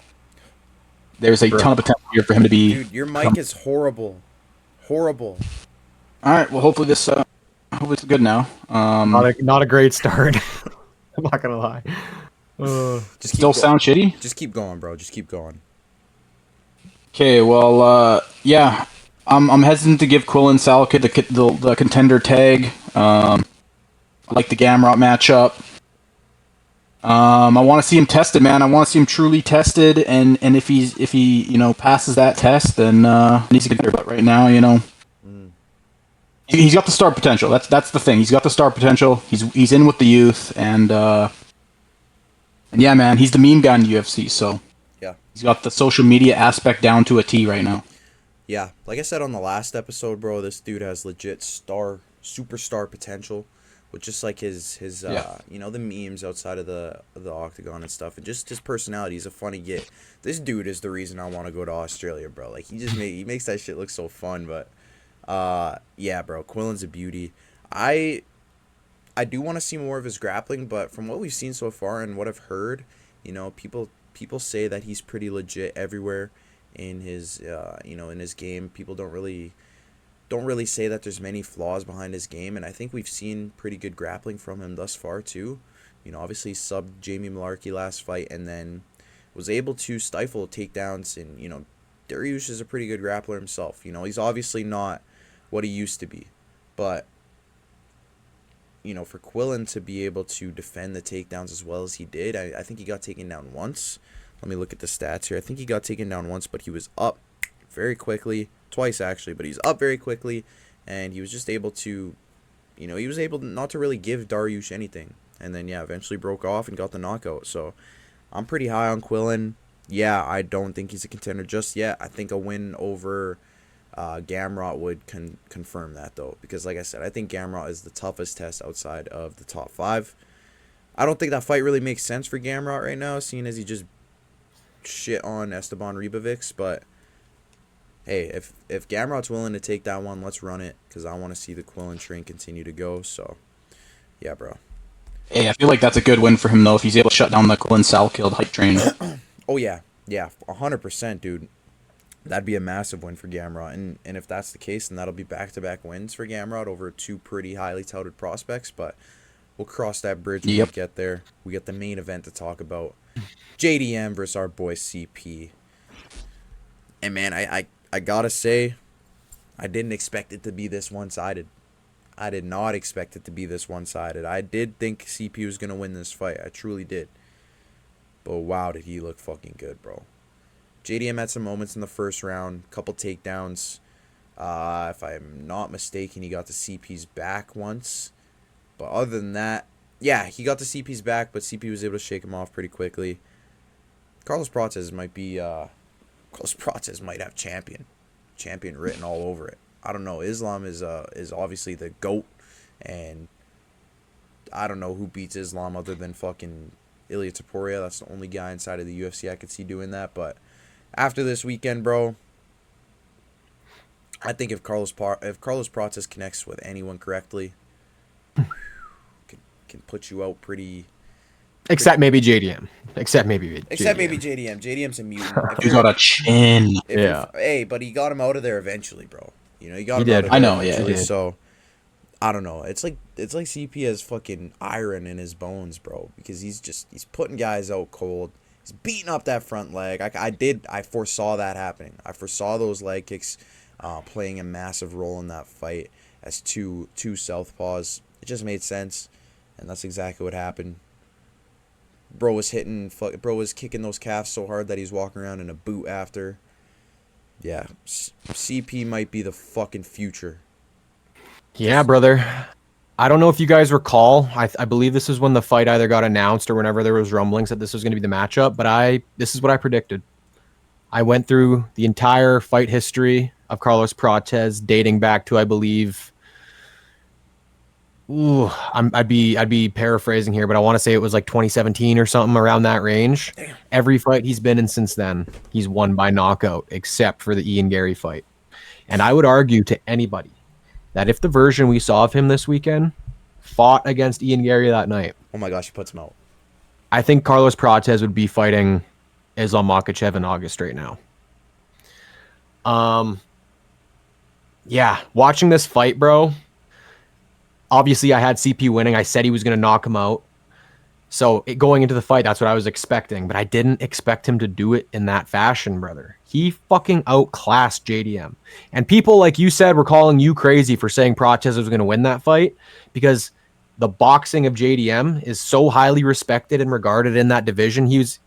I feel like in the past you said he's the best boxer in that division. Like 100%. I still do think that. Yeah, like you were glazing his boxing. For fucking CP to go out and do that to what he did in that fashion, bro, it was uncomfortable to watch. You almost felt bad for him. I felt so bad for JDM. And after seeing that video, that up close video of when he was on the ground and Prates was kicking his leg, the grunts and sounds he was making, bro, like that. He was in a world in front of his home crowd. But holy fuck, what a performance from CP, brother. God damn. Yeah, he's special, dude. Yeah, I do want to say, just before you kick in, Bart, I'm going to jump to the whole JDM aspect of it quickly. I saw the post that you put up earlier, Aaron, about who does JDM fight next. And honestly, I know you said the winner of the Buckley-Brady fight. I think you should fight the loser of that fight. Because whoever loses that fight will be on an 0-2 skid, same way JDM is. And honestly, I think JDM needs to build his confidence up, bro. He didn't look like himself in that CP fight. Obviously, going from champion to losing these two fights in the fashion you have, being dominated in one aspect of the sport, in wrestling by Hamzat or Islam, and then getting dominated in the striking aspect of the sport when you're so highly regarded as a boxer and getting outclassed by CP like that, we got to build him back up, bro. And I think a fight against another guy who's on a little skid could be perfect for him. But I do also like a Leon Edwards matchup. I'm not going to lie. Ooh. It's just two very tough, very different matchups. You know, Islam with the grappling and then Carlos with the striking. Like, it's two very different matchups. Yeah, it was so sad to see him just get picked apart. But CP, man, he's the real fucking deal. James Neal. Crazy. But nah, he's yeah, you know, deep cut right there. CP, man, this guy, I can't lie. I'm bringing out Sandro's saying here. I can't lie. I was surprised. I was surprised at how dominant he looked. Man, it was tough to watch, man. It really was. Mm-hmm.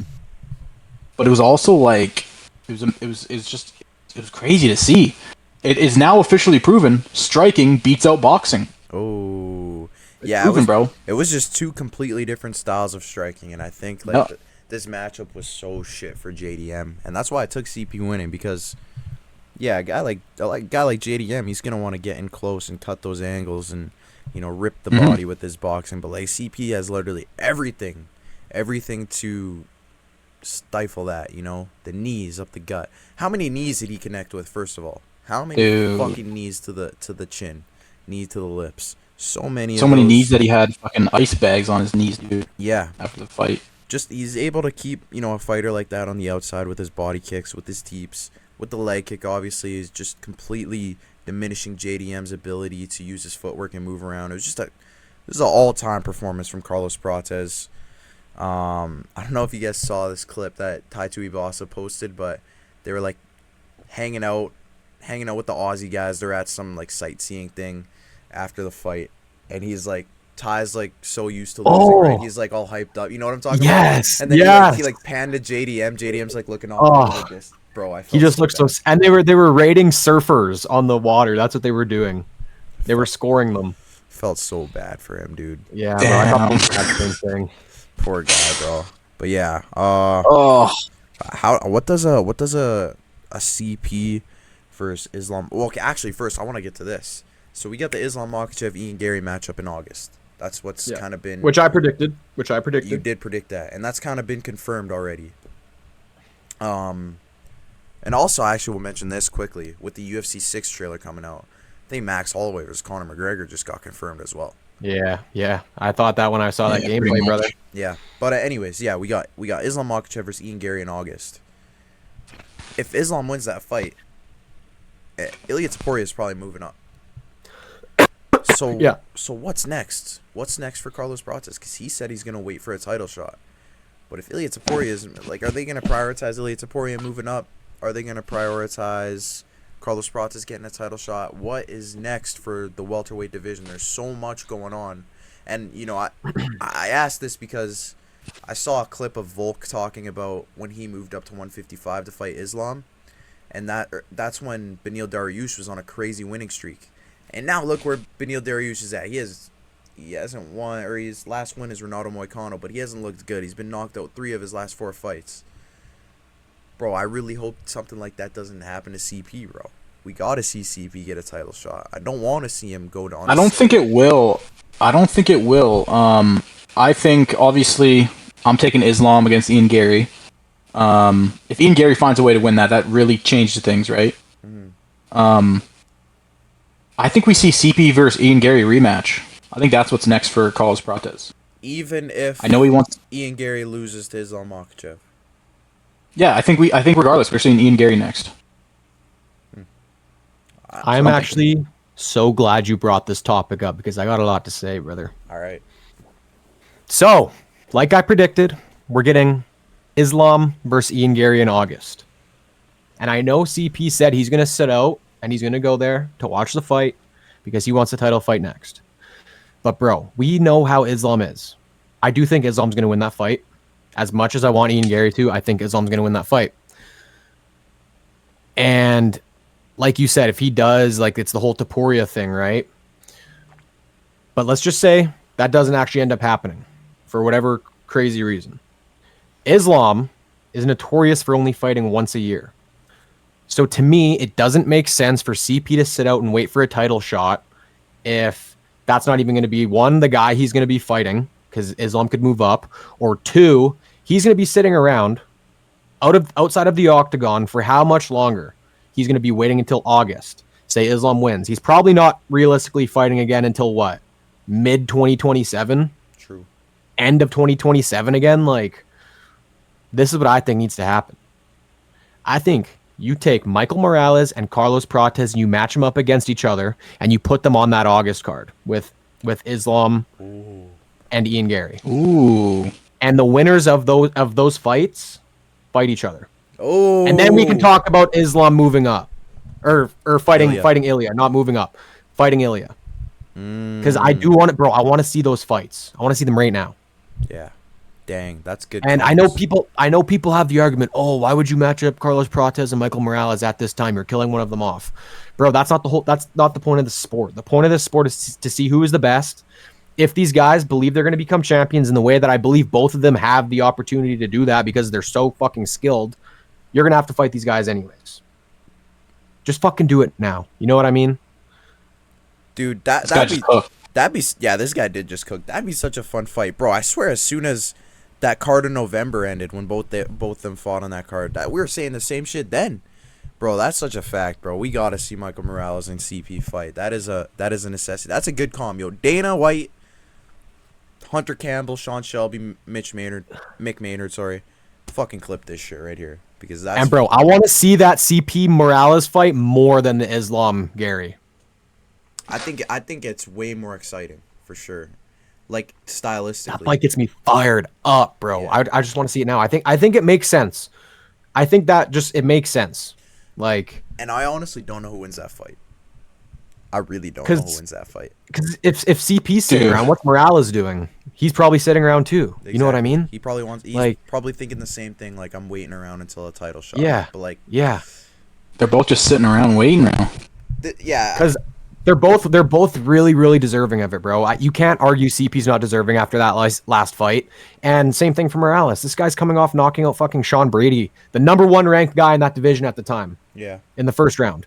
Like, I don't know, bro. It makes sense to me. I might sound crazy, delusional saying this maybe, having them both fight on the same card. Oh, CP just fought. It doesn't make sense, bro. Come on. He didn't take any damage aside from the fucking leg he was kicking JDM with. Yeah. Like, I think it just makes sense. I really do. I think you cooked, bro, because if we look back at UFC 322 when Islam fought JDM and won the belt, we had Michael Morales versus Sean Brady on that card. We had CP versus Leon Edwards on that card. That's 3 huge, massive 170 matchups. So, bro, I think you just cooked. And I like when they do that, when they build the card around the title fight. Like, they'll have contender fights, filled up on the main card. I like that shit, bro, because it makes them feel more important. So I think, bro, and imagine you take the winners of each fight and you just face them off in the octagon after, the way like they did Van Pantoja. Yeah. Like, that'd be sick, bro. Like, this is the shit that UFC needs to do, bro. This is that would genuinely be some of the, like, massive for the sport. Yeah, need that. Yes, and especially in a division that is as stacked as it is. Literally, what I was just about to say. Like, with that division, I would love to see what people think about that, because I don't know, bro. To me, it just makes the most sense to just do it all right now. Yeah, they're all they've all looked the fucking best they've ever looked. Why not just let them all fucking figure it out? You know what I mean? Yeah, that's where I sit with it. That's such a good point, bro. You got 3 guys who could compete for a title. You got to get rid of 2 of them. Yeah. So I think it makes sense, bro. Because if you don't, there's going to be at least one or two guys that are going to be waiting, right? So yeah, then the division's just stuck. And waiting a very long time. Exactly, bro. Then the division's just stuck. It doesn't make sense. So I agree, bro. I think you just fucking... And if you can't, if you can't put those guys on the same card as the Islam fight, in August, maybe you put them on a card in September, October. Yeah. I mean, either way, I think They could headline. I think CP's fighting at least once more this year. Like, I hope he does. I hope he doesn't wait out for a title shot. And Michael Morales has to fight too. There's no way Michael Morales just sits out for 2026. There's zero chance. He's in the prime of his career. He's coming off a massive win. You have 3 guys in that division who could be the number 1 contenders. So it doesn't make sense for either of them to sit out. I think that's a great matchup. I think we got to see that. Clip this shit because that is fucking bro cooked. Bro just cooked. Thank you. I appreciate it. Yeah. I appreciate it. I just want to mention, going back to this, will CP beat Islam if that fight ever happens? I saw a clip today. It just randomly came up on my feed of Volkanovski dropping Islam in their fight. Yeah. It was just for a split second, but he dropped him, and I was thinking, like, holy shit. And I just saw the scenes of Carlos Prates dropping Islam, bro. The way he dropped JDM. Is that possible? It 100% is, bro, because he's got that power. And if Volk did it, surely CP could do it. It's such an interesting matchup, bro, because you know what, dude, I've picked against Islam so many times. Like I picked Volk. I picked JDM. It's like I like Islam, but like I'm not a huge fan of his style. I think CP has the tools to knock him out, but like from what we've seen from Islam thus far, boys, like I don't know. Yeah. I don't know if it's possible. I really truly do think the only guy to put Islam out is Ilya. I don't know, bro, but I would love to see CP do it. If CP ends up being a champion, boys, fuck, I'll smoke a cigarette. Bro, I could see CP knocking Islam out. He's like the Pereira of that division. This guy's got fucking kill switches on his hands. It's crazy. The advantage that CP has, though, over Topuria is that he's got that length, and he mixes up. He's got elbows, he's got his jabs, he's got his fucking knees, kicks. Like, he's got everything. He's really good at keeping guys on the outside. So, and that plays. Yeah, he's got the size, bro. The thing is with the kicks is like Islam could catch one of those and immediately turn it into a takedown. You know, so 100%. It's stuff like that. It's a good stylistic matchup. It's a fight I really want to see. But I said that about the JDM matchup too, and look what the fuck happened. So, I don't know, bro. That's a good shout though. I'm saying this right now. If CP wins the belt, I'm smoking a cigarette. I'll smoke a cigarette. Hey, let's go. Let's go. Only right, if bro. CP gets the belt, if CP wins the belt, I'll smoke a cigarette. Bro, and if he wins the belt, he's probably going to be doing it in like a crazy fashion. So we're probably going to need a cigarette afterwards, anyways. Yeah, a cigarette and a rummer. Ooh, calm the nerves down a little bit. Calm the fucking. if CP gets the belt, I will adrenaline. smoke a whole pack of cigs in a day. Holy shit. All right, bro. We can move on from damn UFC Perth. We just freaking ranted about that shit for so long. Piff. Yo, should we talk about the beer snake? Oh, the beer snake. Did you see Crazy, that, yeah, KJB? beer Yeah, you saw snake. that? I did, bro. Holy I did. fuck, buddy. That shit was crazy. It was crazy. Another reason to go to Australia. Those dudes are something else. They do shit right down there. But But people were saying about that beer snake more than the Tuivasa fight. Like, this is more interesting, bro. panel was going crazy. It's unbelievable how fucking long it actually was, bro. Like, A whole section. it's crazy. That was insane. Those fucking drink. They had like 30 guys Bunch working on that the thing. fridge section, god damn it. It was crazy. Those dudes were banged up just holding that snake, bro. It was so funny just watching them glook, glook, glook, glook, and then just put it right into the snake. Yeah, that shit was awesome. Anyways, bro, we got to move on. I'm gonna put a quick Can I go rip a piss before we get into this? Yeah, you can, because I'm gonna put an ad here anyways. So Perfect. all right, so we got Nutritology. You guys know the deal with Nutritology. Go use our code Frozen for 10% off. Cut to this ad right now. Yo, what's going on, boys? Sorry for the interruption again. I just wanted to give another shout out to another sponsor of the pod in Nutritology. Supplementation is huge and super important for athletes, and especially in a sport like MMA where your body and your brain are taking constant abuse and damage. Nutritology will be perfect for you guys. They offer a wide variety of supplements helping with performance, recovery, basically whatever you need. I personally am a huge fan of the Lion's Mane from Nutritology, the Lion's Mane Complex, as well as the creatine. I take both supplements every single day. I wanted to highlight these two supplements in particular because Lion's Mane Complex and creatine are both nootropics. So basically they're both supplements that repair neural pathways inside of the brain. So very important for if you guys are sparring or you clash heads at jiu-jitsu or something. These will be two supplements that will help you guys out tremendously. The Lion's Mane in particular, super good for maintaining focus, just keeping that mind sharp, memory, whatever it may be, just keeping the mind sharp outside of the gym. The link to the website is in our bio on every single social media: YouTube, Instagram, TikTok. I don't know if it's on Twitter, but we'll get on that, where you guys can use our code FROZEN for 10% off all of your purchases. Once again, guys, if you're serious about your training, whether you are involved in combat sports or not, if you're an athlete in general, or if you just like to go to the gym, take your supplementation seriously and shop with Nutritology. Let's get back to the episode. And we're back from the ad. Moving on, we got UFC 328 to talk about. Very stacked card, boys. Actually, Very stacked card. I got a video dropping about this card tonight, but very stacked card, bottom to the top. I mean, every single fight I'm looking. Maybe the Pat Sabatini William Gomez fight, I'm not super hyped about. William Gomez is kind of boring, but Newark, New Jersey's eating good. yeah, they're getting an amazing card. This is going to be fireworks from the bottom to the top. We don't got to go into depth about all these fights, but just mention each one. Clayton Carpenter, Jose Ochoa. This is probably another one that I'm not really crazy hyped about. Flyweights, I'm guessing this one's probably going to go to the decision. Two young guys, both coming off a loss. Should be a good little scrap. Nothing really much else to say about it. Basinger Sakayev. This is a tough matchup for him against Diordan. I don't even know how to say bro's name. Diordan Santos, who he's also coming off a win. I think that was his first fight inside of the UFC. But yeah, Basinger Sakayev, he has looked pretty decent in his, until now. I think 2 fights inside of the UFC so far. There is, bro, he always looks so nonchalant and nearly gets himself caught because of it early in the fight, but he seems to recover pretty quickly every single time. I'm going with a Basinger Sakayev win, but this is genuinely a tough matchup and a tough test for him. So we'll see. We'll see what happens. This is his first real test inside of the UFC. Yeah, Jordan 1-1 inside of the UFC. Lost a decision to Ozzy Diaz and won a decision to Danny Barlow. So he's already beaten, a decent prospect in that division. Yeah, I'm on the Basinger Sakayev train as well. Same thing though. I always get a little fucking stressed out with this guy when he just starts acting all nonchalant, like you said.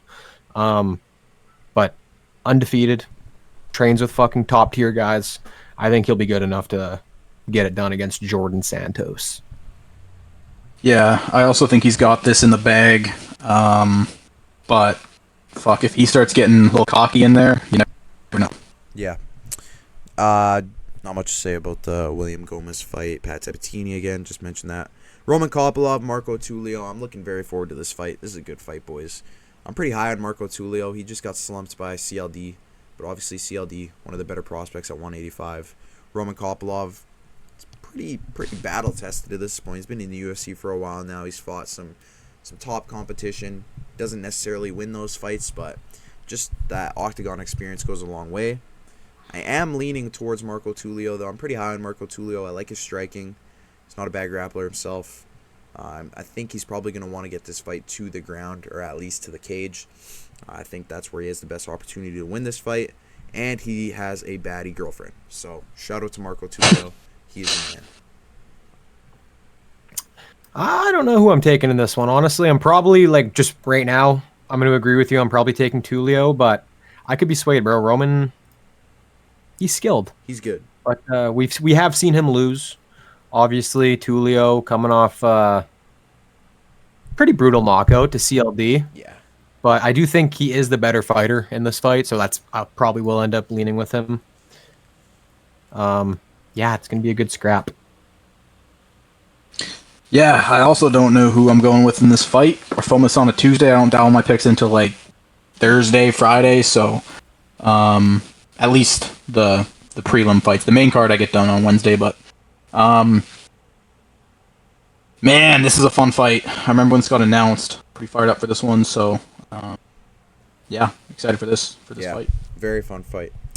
On to the prelims now. Opening up the prelims. Got a couple unks going at it. Honestly, Barrett, we could have added Jared Gordon into that graphic that you made earlier. We could have. I was going to, but he's only got 17. I say only, but he's only got 17 compared to the other guys who got like 29, 35, Yeah. 46. Yeah, fair enough. Oh. But yeah, we got Jim Miller versus Jared Gordon opening up the prelims.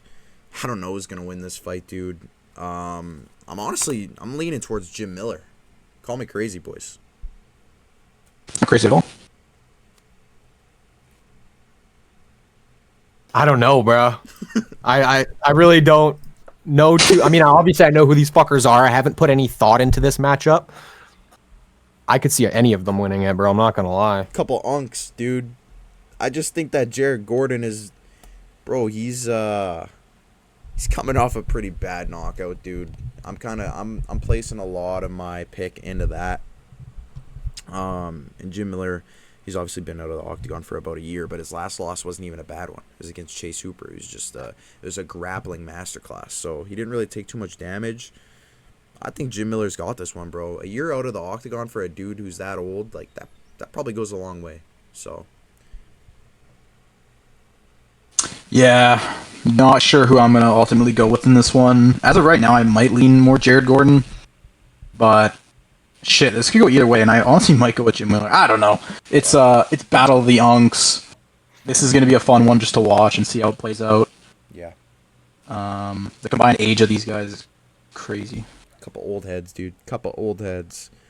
Next fight, Grant Dawson, Mateusz Rebecki. Oh man, you already know this shit's about to be bloody. They're gonna paint the fucking canvas, baby. Yep, you already know this shit's about to be bloody. I don't know who I got for this one yet. This is one that I'll probably have to pick on Thursday or Friday, like 6 or 7. But, yeah, I don't know, bro. This is gonna be a banger. I'm looking very forward to this one. Grant Dawson did just get knocked out not too long ago, but then you look at freaking Mateusz Rebecki, who's coming off an absolute war. I remember we were watching that fight and just watching like the blood spill out of his head onto the canvas. That shit was so nasty. Bro, this guy's coming off triple back-to-back wars. Yeah, bro. Bro, this is his lineup, his last 3 fights. Oral by, banger. He fucking painted the canvas red. Chris Duncan, banger. Painted the canvas red. Ludovic Klein, banger. Yeah, bro. Left some blood in the canvas there too. And now he's going up against Grant Dawson, bro. I'm not gonna lie, I'm probably picking Dawson in this fight. He's been the more consistent guy, putting streaks together. But like you said, he just got knocked out. Will the power of Rebecki take him out? I don't know. I think we've got another war on our hands, bro. Mateusz Rebecki's gonna go for the quadruple back-to-back. Ooh. Yeah. Dude only produces bangers, man. Yeah, this guy's never in a boring fight. I'm also probably leaning more Grant Dawson in this, but this is one of those fights that I really don't care who wins. It's going to be so fun to watch. Yeah. Yeah, guaranteed blood in this one. Is this our fight to watch for this card? Yeah, I actually didn't pick one yet, but this definitely is up there. I actually didn't even pick a fighter or fight to watch, so I'll have to do that. It's got to be that. Yeah. Guaranteed banger, certified banger. I don't know how sustainable this is for Rebecki though. Like, bro, how how long is his UFC career gonna be if these are the type of fights that he's getting into? Like, how beat up is this dude's body? I'm sure he's putting himself through so much, dude. Obviously, I want to continue to see this guy fight, but these wars are definitely taxing. So, I just think, he's got to be a little bit careful if he wants like a sustainable, longer career. But maybe bro doesn't care about that, just wants the entertainment. I'm sure he's doing pretty good for himself with all the bonuses he's been getting. So yeah, just wants to go out there, put on banger fights, and take home a bag. Yeah, you can almost guarantee this dude's coming out with $100,000 on Saturday night. Pretty much, yeah. Next fight, this is honestly, dude, one of the fights that I'm most excited for on this card. Joel Alvarez versus Yaroslav Amosov. This is a banger. And now, the casual fan might look at this fight and not know who the fuck either of these guys are. But honestly, dude, we could have two fights to watch on this card because this is a fight to watch in my opinion too. This is going to be a banger. Joel Alvarez, 23 wins. I think he has 22 finishes. Yaroslav Amosov was an absolute dominant champion in Ukraine. Bro left MMA to go fight in a fucking war, to go defend his country. Came back and just, got right back to it. Started winning fights again. Subbed Neil Magny in his debut. That's not an easy feat, bro. That's a pretty impressive win right there, especially subbing him.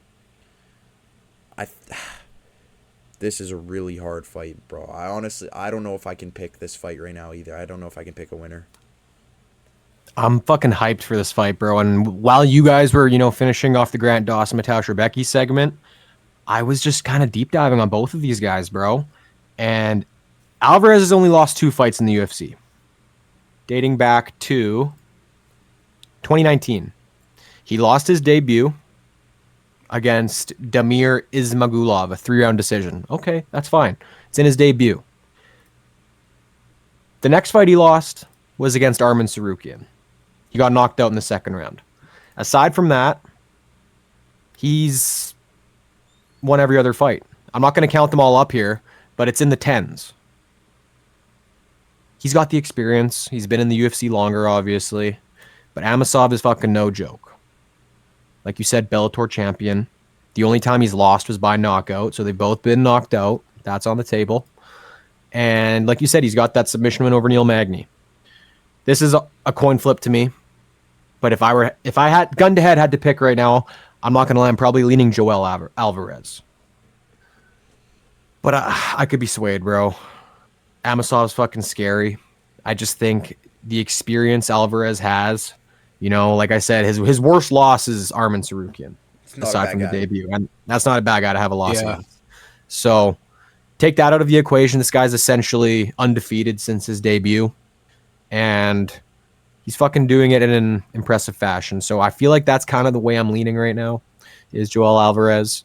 I know he's coming off a decision win against fucking Vicente Luque, I believe it is. Whatever. I'm not going to let that blind me, bro. I think this guy's fucking legit, and I think he could take out the crazy Uke. I'm not going to lie. Mm-hmm. Hey, well, sorry, Barrett. I'm just going to cut in here quick.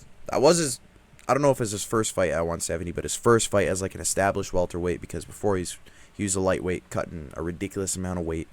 So this is his first fight in now Vicente's at 185, right? So yeah, well, I'm talking about Alvarez. So yeah, I know. I'm just saying Vicente's at 185 now. This guy, he was fighting a heavy welterweight, and also Luque just won a big fight. Luque just won and I was counting him out of that one too. Yeah, so like that's maybe that win is aging a little bit better than we thought it would, but like, fuck, this is a tough fight, bro. Barrett, I'll let you make your pick.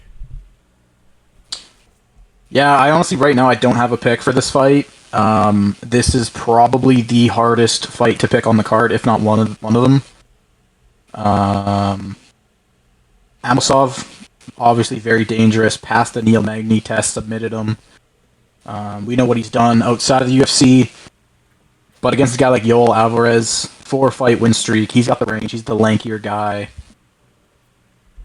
This is a tough one, man. I'm gonna have to really deep dive into this and really take my time when picking this. Yeah. Man, this is gonna be a fun one. I keep saying that, but this card is just so fucking stacked, man. This card is so good from just the bottom to the top. Yeah, this is going to be a banger. I don't know if you guys can see a picture of Yaroslav Amosov, but this guy might have smallest nipples in the UFC.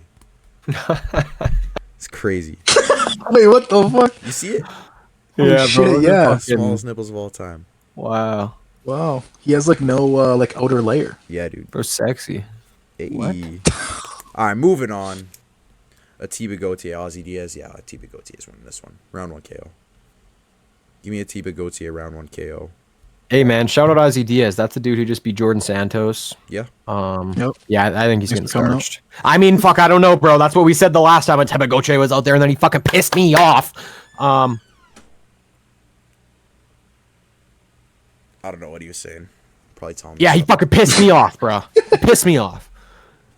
But yeah, Atiba Gauthier is probably gonna knock him out if he's not dumb again.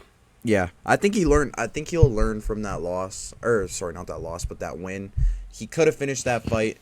We saw him nearly finish that fight. I think he's going to learn from that. I think the next time that he drops a guy and sees him, laying on the ground, ready to be fucking put away, I think Atiba Gauthier is going to capitalize on that from now on.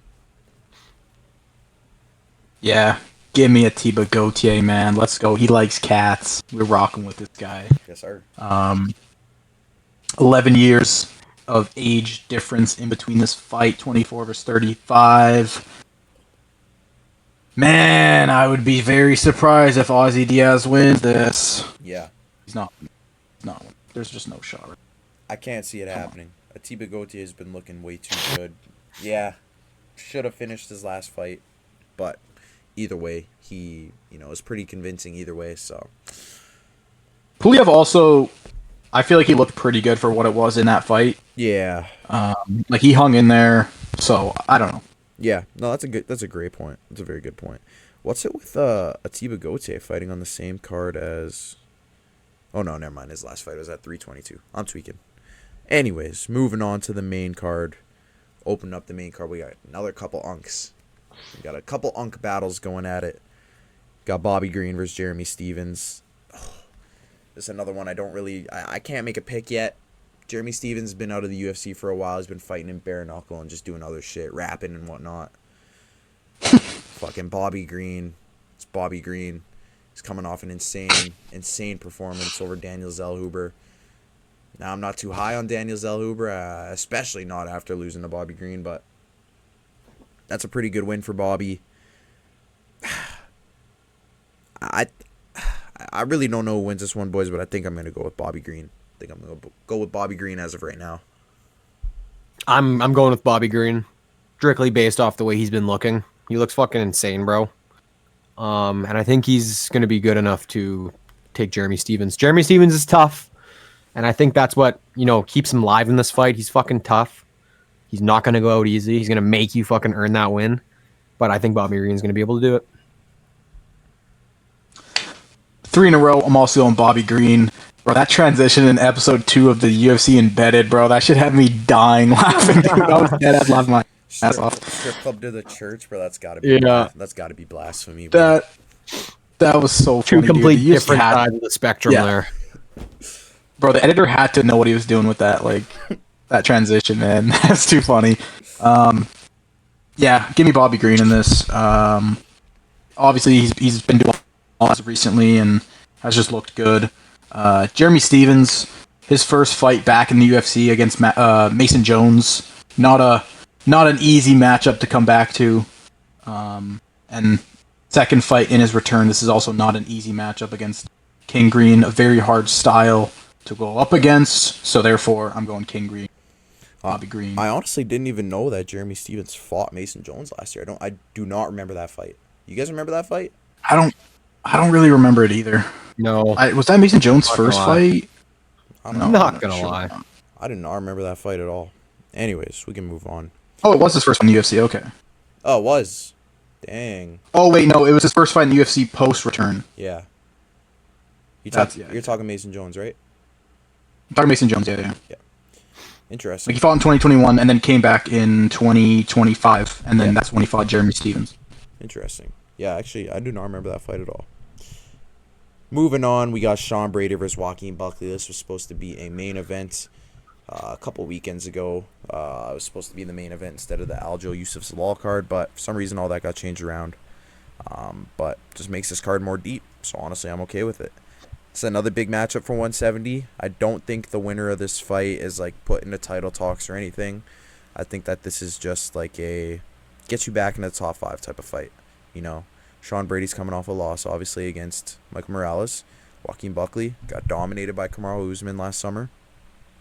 So I think there's a really big fight for either guy. I was seeing Joaquin Buckley say the loser of this fight is going to get cut. I don't think that's the case. I think Tyler the Destroyer he's wilding out a little bit. Freaking Joaquin Buckley, Tyler the Creator clone. But this is a tough one again, bro. I don't know who the fuck to pick in any of these fights. I think Joaquin Buckley is super explosive. I think he has the tools to knock Sean Brady out.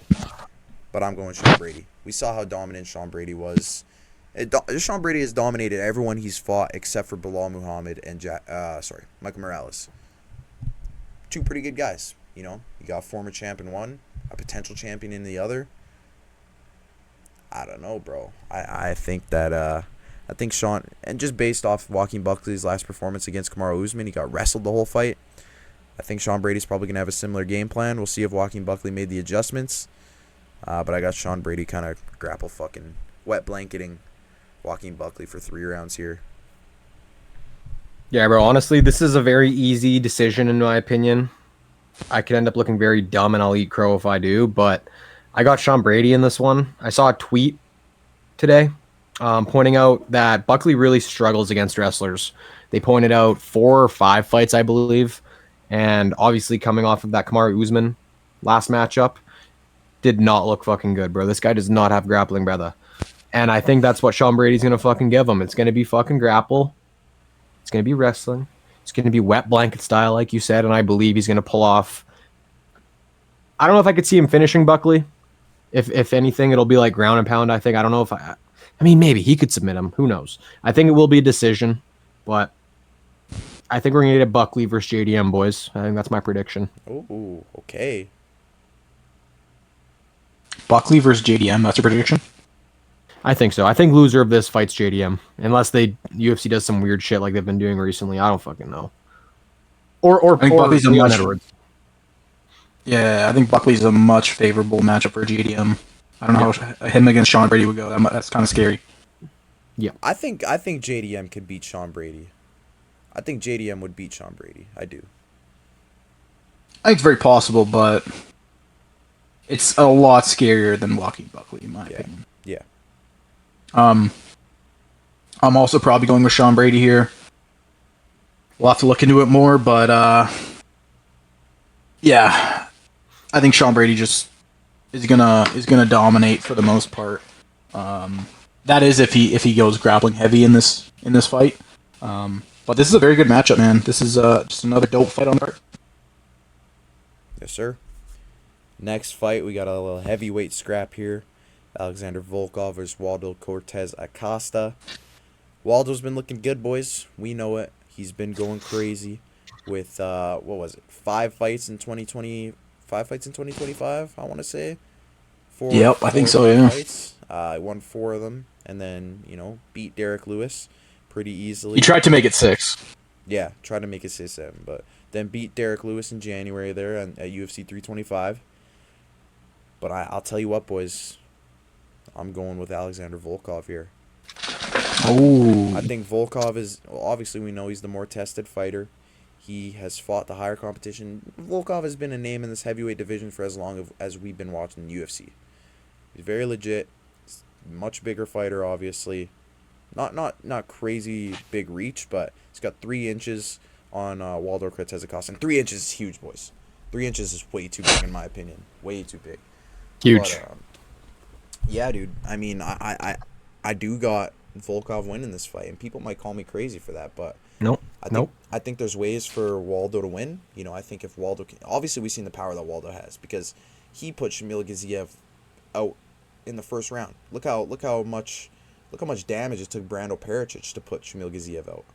So that's just one example, but Waldo has the tools to win this fight, but I'm going with Volkov for the reasons I mentioned.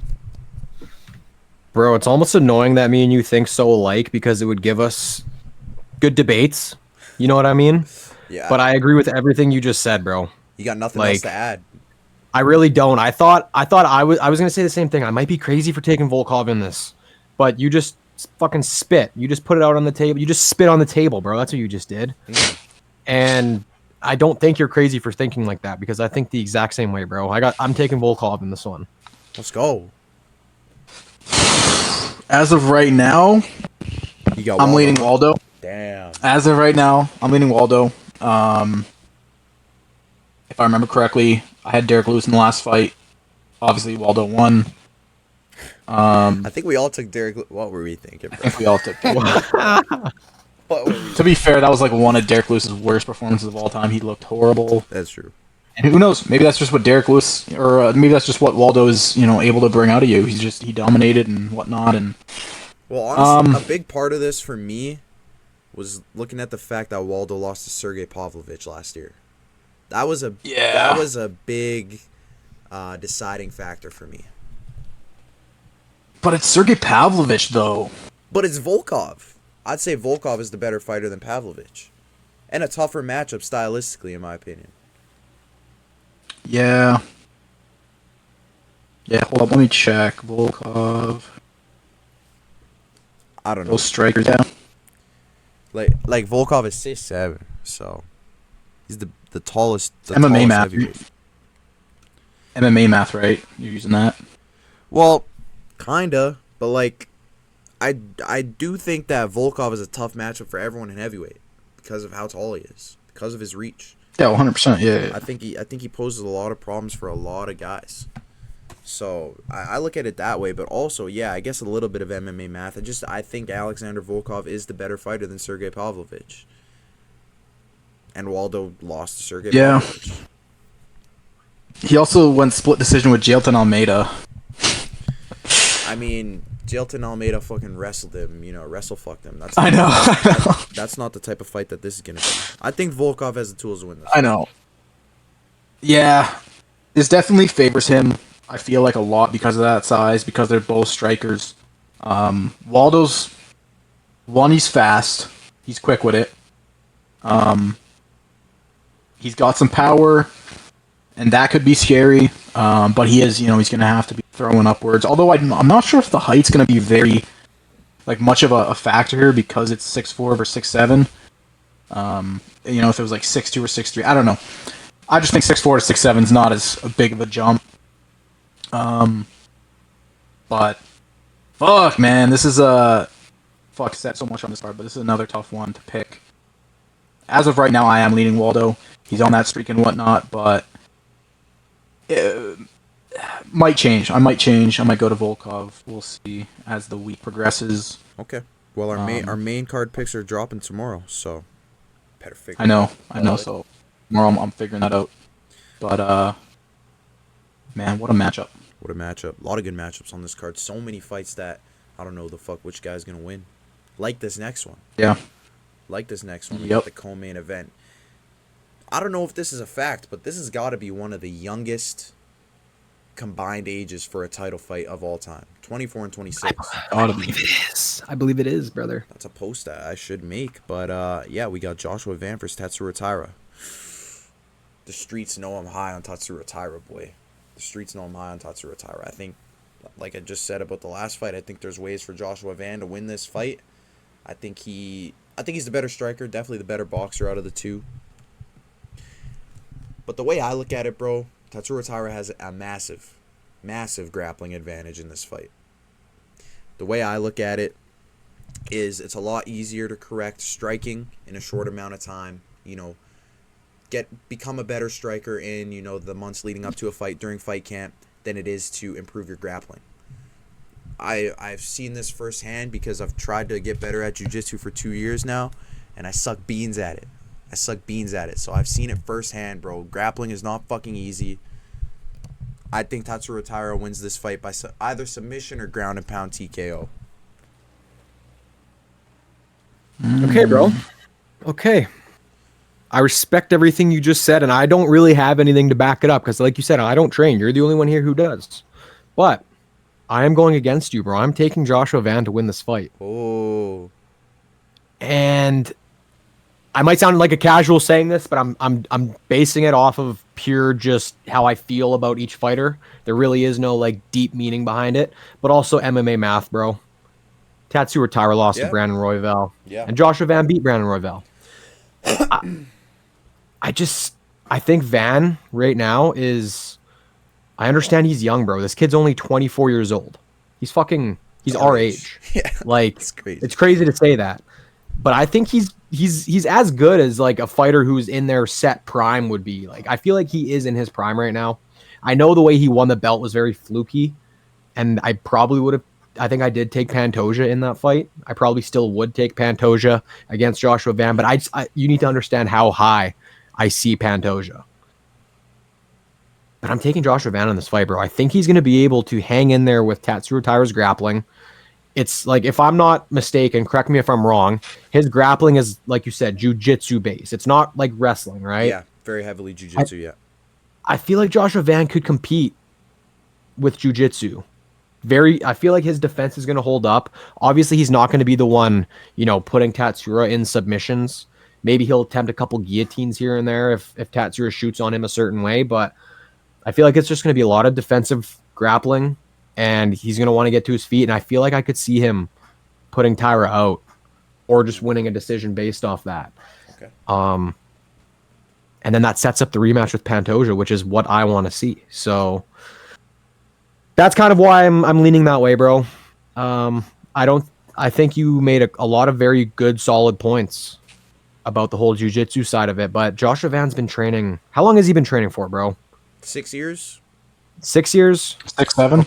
Okay, that doesn't really prove my point, because I was going to say he's probably been training fucking mad long, and you got to think jiu-jitsu's been in there. But clearly, yeah, 6 years. That's kind of crazy. The thing is, bro, I think he's only a blue belt. And I don't know if you know the belt ranking system, but blue belt's only the second belt. So, I mean, you seem, when you talk about yourself and your defensive jiu-jitsu, you seem very confident in it. that's true. And are you a white belt? Is that technically what you are? I'm a white belt, and yeah, that is a good point, bro. I think defending submissions is a lot, and like defending a good grappler.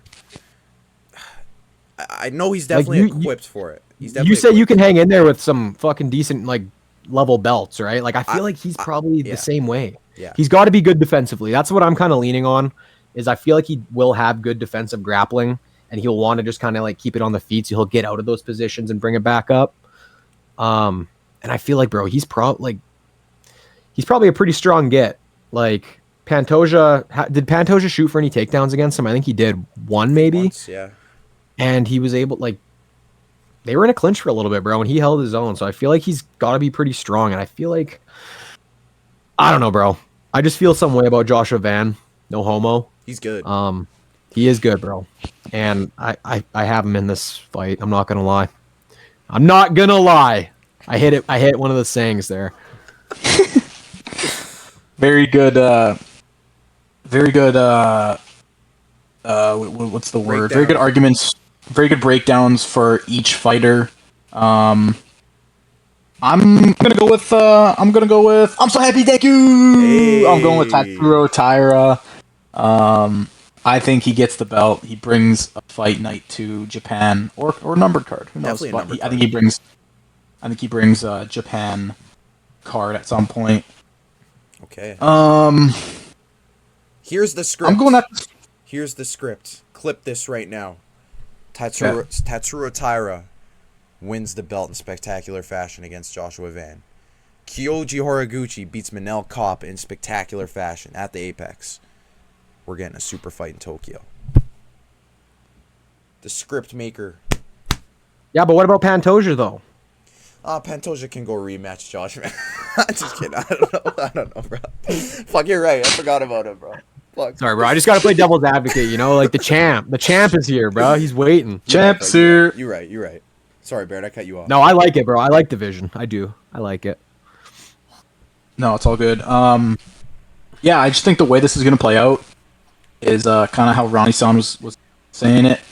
I think I was watching the embeddeds, and Tatsuro, his boxing was looking pretty crisp, pretty fine. I don't think it'll be that big of obviously Joshua's got much better striking and whatnot. I don't think it'll be that much of a like a mismatch. I don't think it'll matter that much. But I think when this fight gets to the ground, that's where Tatsuro is going to shine. And yeah, man, I think he's hungry. I think he really wants that belt, and this is the perfect opportunity for him to get that belt. And I just think that's going to outweigh everything. Yeah, I don't know. I there's not a whole lot of analysts behind it. I just think he's hungrier. I think he really wants it. And I do think he is like the better technical fighter in this matchup. I don't know. Yeah, it's my two cents right there. So hey, that's a good 2 cents right there, bud. I agree. I'm so happy. But like, man, I could very well see Josh winning it. But I don't know how he would get it done. Like other than like a decision. I don't know if he knocks out Tatsuro. That's what I think. I think he could put hands on Tatsuro Taira for 5 rounds straight. I think it's possible. If that's He could. He could. If He could maybe get a TKO if he can finish. keep them separated, bro, and keep it on the feet, I think Yeah. that's what would happen. Yeah, Yeah. I Yeah. could- I Could piece could him up. I could see it playing out that way for sure. I just think typically we see a grappler versus striker. Grapplers usually, they have an advantage, right?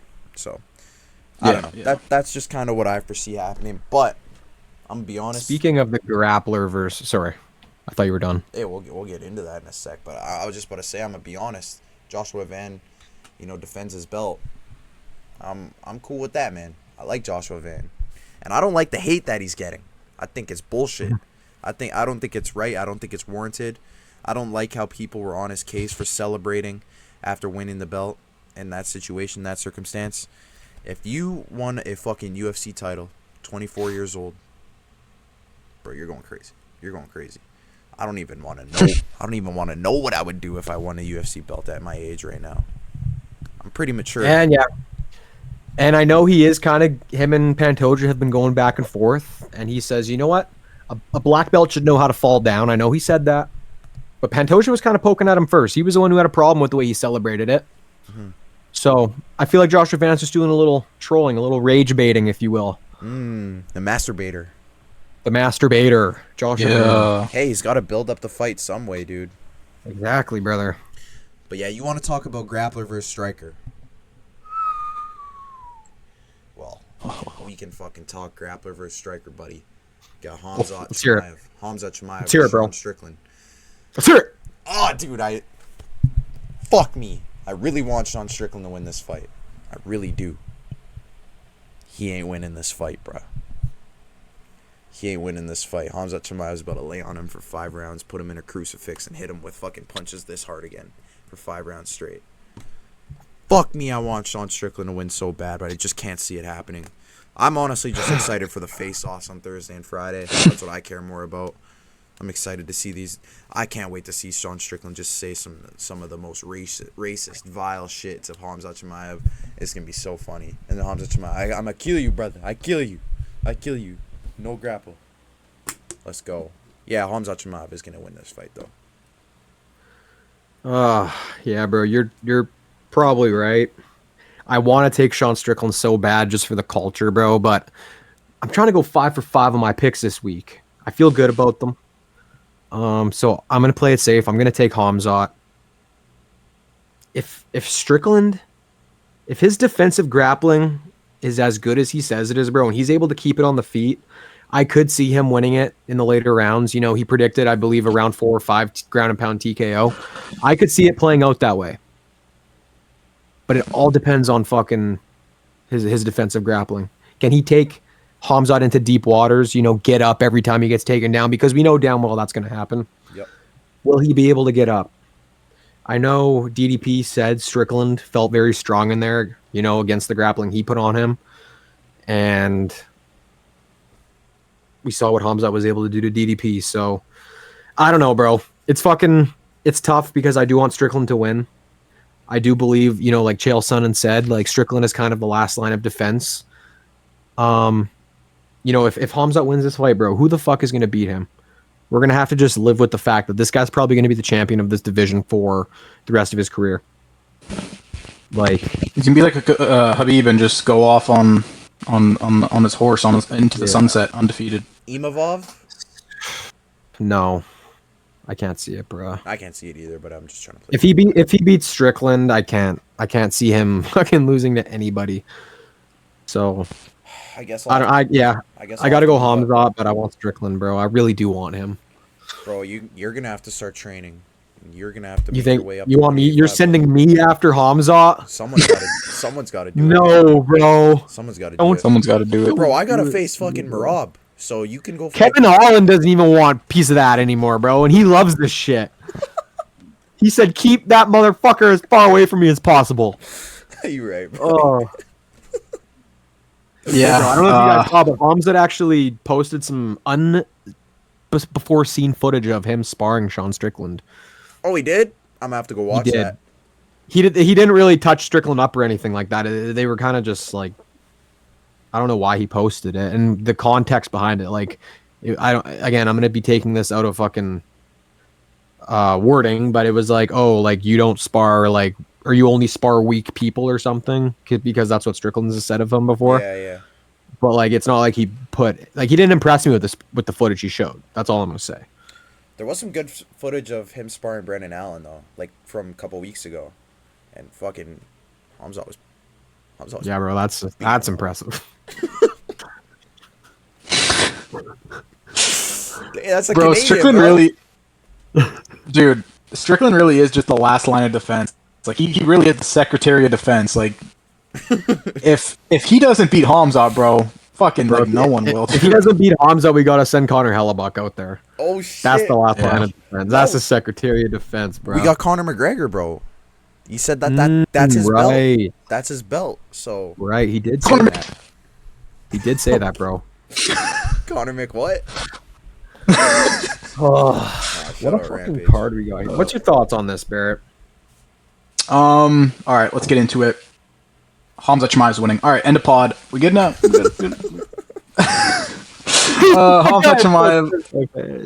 Hamzat Chimaev is winning, bro. I mean, there really is no other way about it. You gotta hope that minutes before the fight, seconds before the fight, Hamzat gets a little sniffle and he gets a little sickness and oh shit, I can't do this, and then Sean goes out there and starches him or what, teeps and jabs him to a decision and beats him somehow that way. But as sick as it would be to see Hamzat or to see Strickland beat Hamzat, there's like less than a 2% chance, 1% chance. Like, it's so minuscule. Like I said, you need Hamzat to be on an off night. You need him to be off his just off his game. Yeah. And I can't see that happening. But man, I'm hoping and praying that we see Sean Strickland get the belt back because it'd just be sick. It'd be cool. And to see someone, give Hamzat his first loss, Yeah. that'd be fucking sick. So, come Saturday night, I see Hamzat making it 10 fights in a row win streak. I see that happening. Yeah. 16-0. A lot of times I would say that Sean Strickland has the ability to, like we saw with Izzy, he's able to get them off their game with trash talk and just saying some vulgar shit. But like, this is Hamzat Chimaev, bro. This guy grew up in fucking Chechnya. He's from a war-torn fucking country. Like, dude hangs out with fucking war terrorists and shit. Like, I don't know. I can't see anyone really getting under his skin that much. Exactly. So, who knows, man? But yeah, definitely leaning towards Hamzat for sure. Unfortunately, as much as it sucks to say, leaning towards Hamzat. But I think that's everything that we got to cover today, boys. It's a long-ass episode. I haven't even ate dinner yet, so got to go eat. But yeah, I thank you guys for watching. This episode was kind of all over the place. A little bit sloppy. But Hey, man. Boys are flowing. There was a lot of shit going on, all right? there was a lot of shit going on, bro. There's a lot of shit going on, a lot of shit to talk about. We had a lot of external situations going on in this damn episode. Had my dad fucking spitting all over my screen and shit, but We're going from JDM versus Protez to Hamzat versus Strickland. yeah, a couple big UFC fights. fans are eating good. Yeah, we really are. Bro. This is a nice little 2-weekend stretch here, I must say. Bro, we might have to send fucking Scott after finding out the Toronto Maple Leafs are picking first overall against Hamzat if Strickland can't pull it off. That dude, oh, That's a I wouldn't put anyone against that Scott, bro. quality Holy shit. crash out right there. I think there were probably in that little rant he had. I think there was probably 100 f-bombs dropped. Minimum. Dude, Oh, I love every it. third or fourth word. Yeah, what an interesting. I love Yep. it. Yep. Anyways, yeah, that's the episode, boys. Episode 42. Shout out to Rob Valentin for coming on to the show. UFC Perth was an amazing card. Very fun to watch. Looking very forward to UFC 328. The boys will be together for that card. I think we haven't watched a card together in a couple weeks, so looking forward to that one. Been a little while. And yeah, I hope you guys enjoyed. Please don't forget to like and subscribe. Follow our socials. I changed the @ on Instagram from Frozen Fist 2.0 to Frozen Fists MMA. So if you guys are wondering, looking for that, go follow that. Keep subscribing to the YouTube and whatnot, liking our videos. We appreciate it so much. And yeah, you guys got any departing words? I'm excited. We're in for a fucking great card, boys. I hope you guys all enjoy it. I'm not quite sure where we're going to be watching it this weekend. That's still up in the air right now, I feel like, but I'm fucking pumped. Maybe we can go get some eats somewhere or something. This will be a fun freaking card. Comment frick Maple Leafs in the comment section. Yeah, it was Perth was fun. As cool as morning cards are, or, we don't get many of them, but it was cool.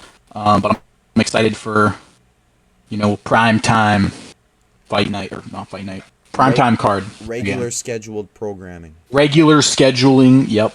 Be hyped for that. Obviously, big fucking card. A lot of implication, a lot of fun fights, a lot of exciting matchups. I'm fired up.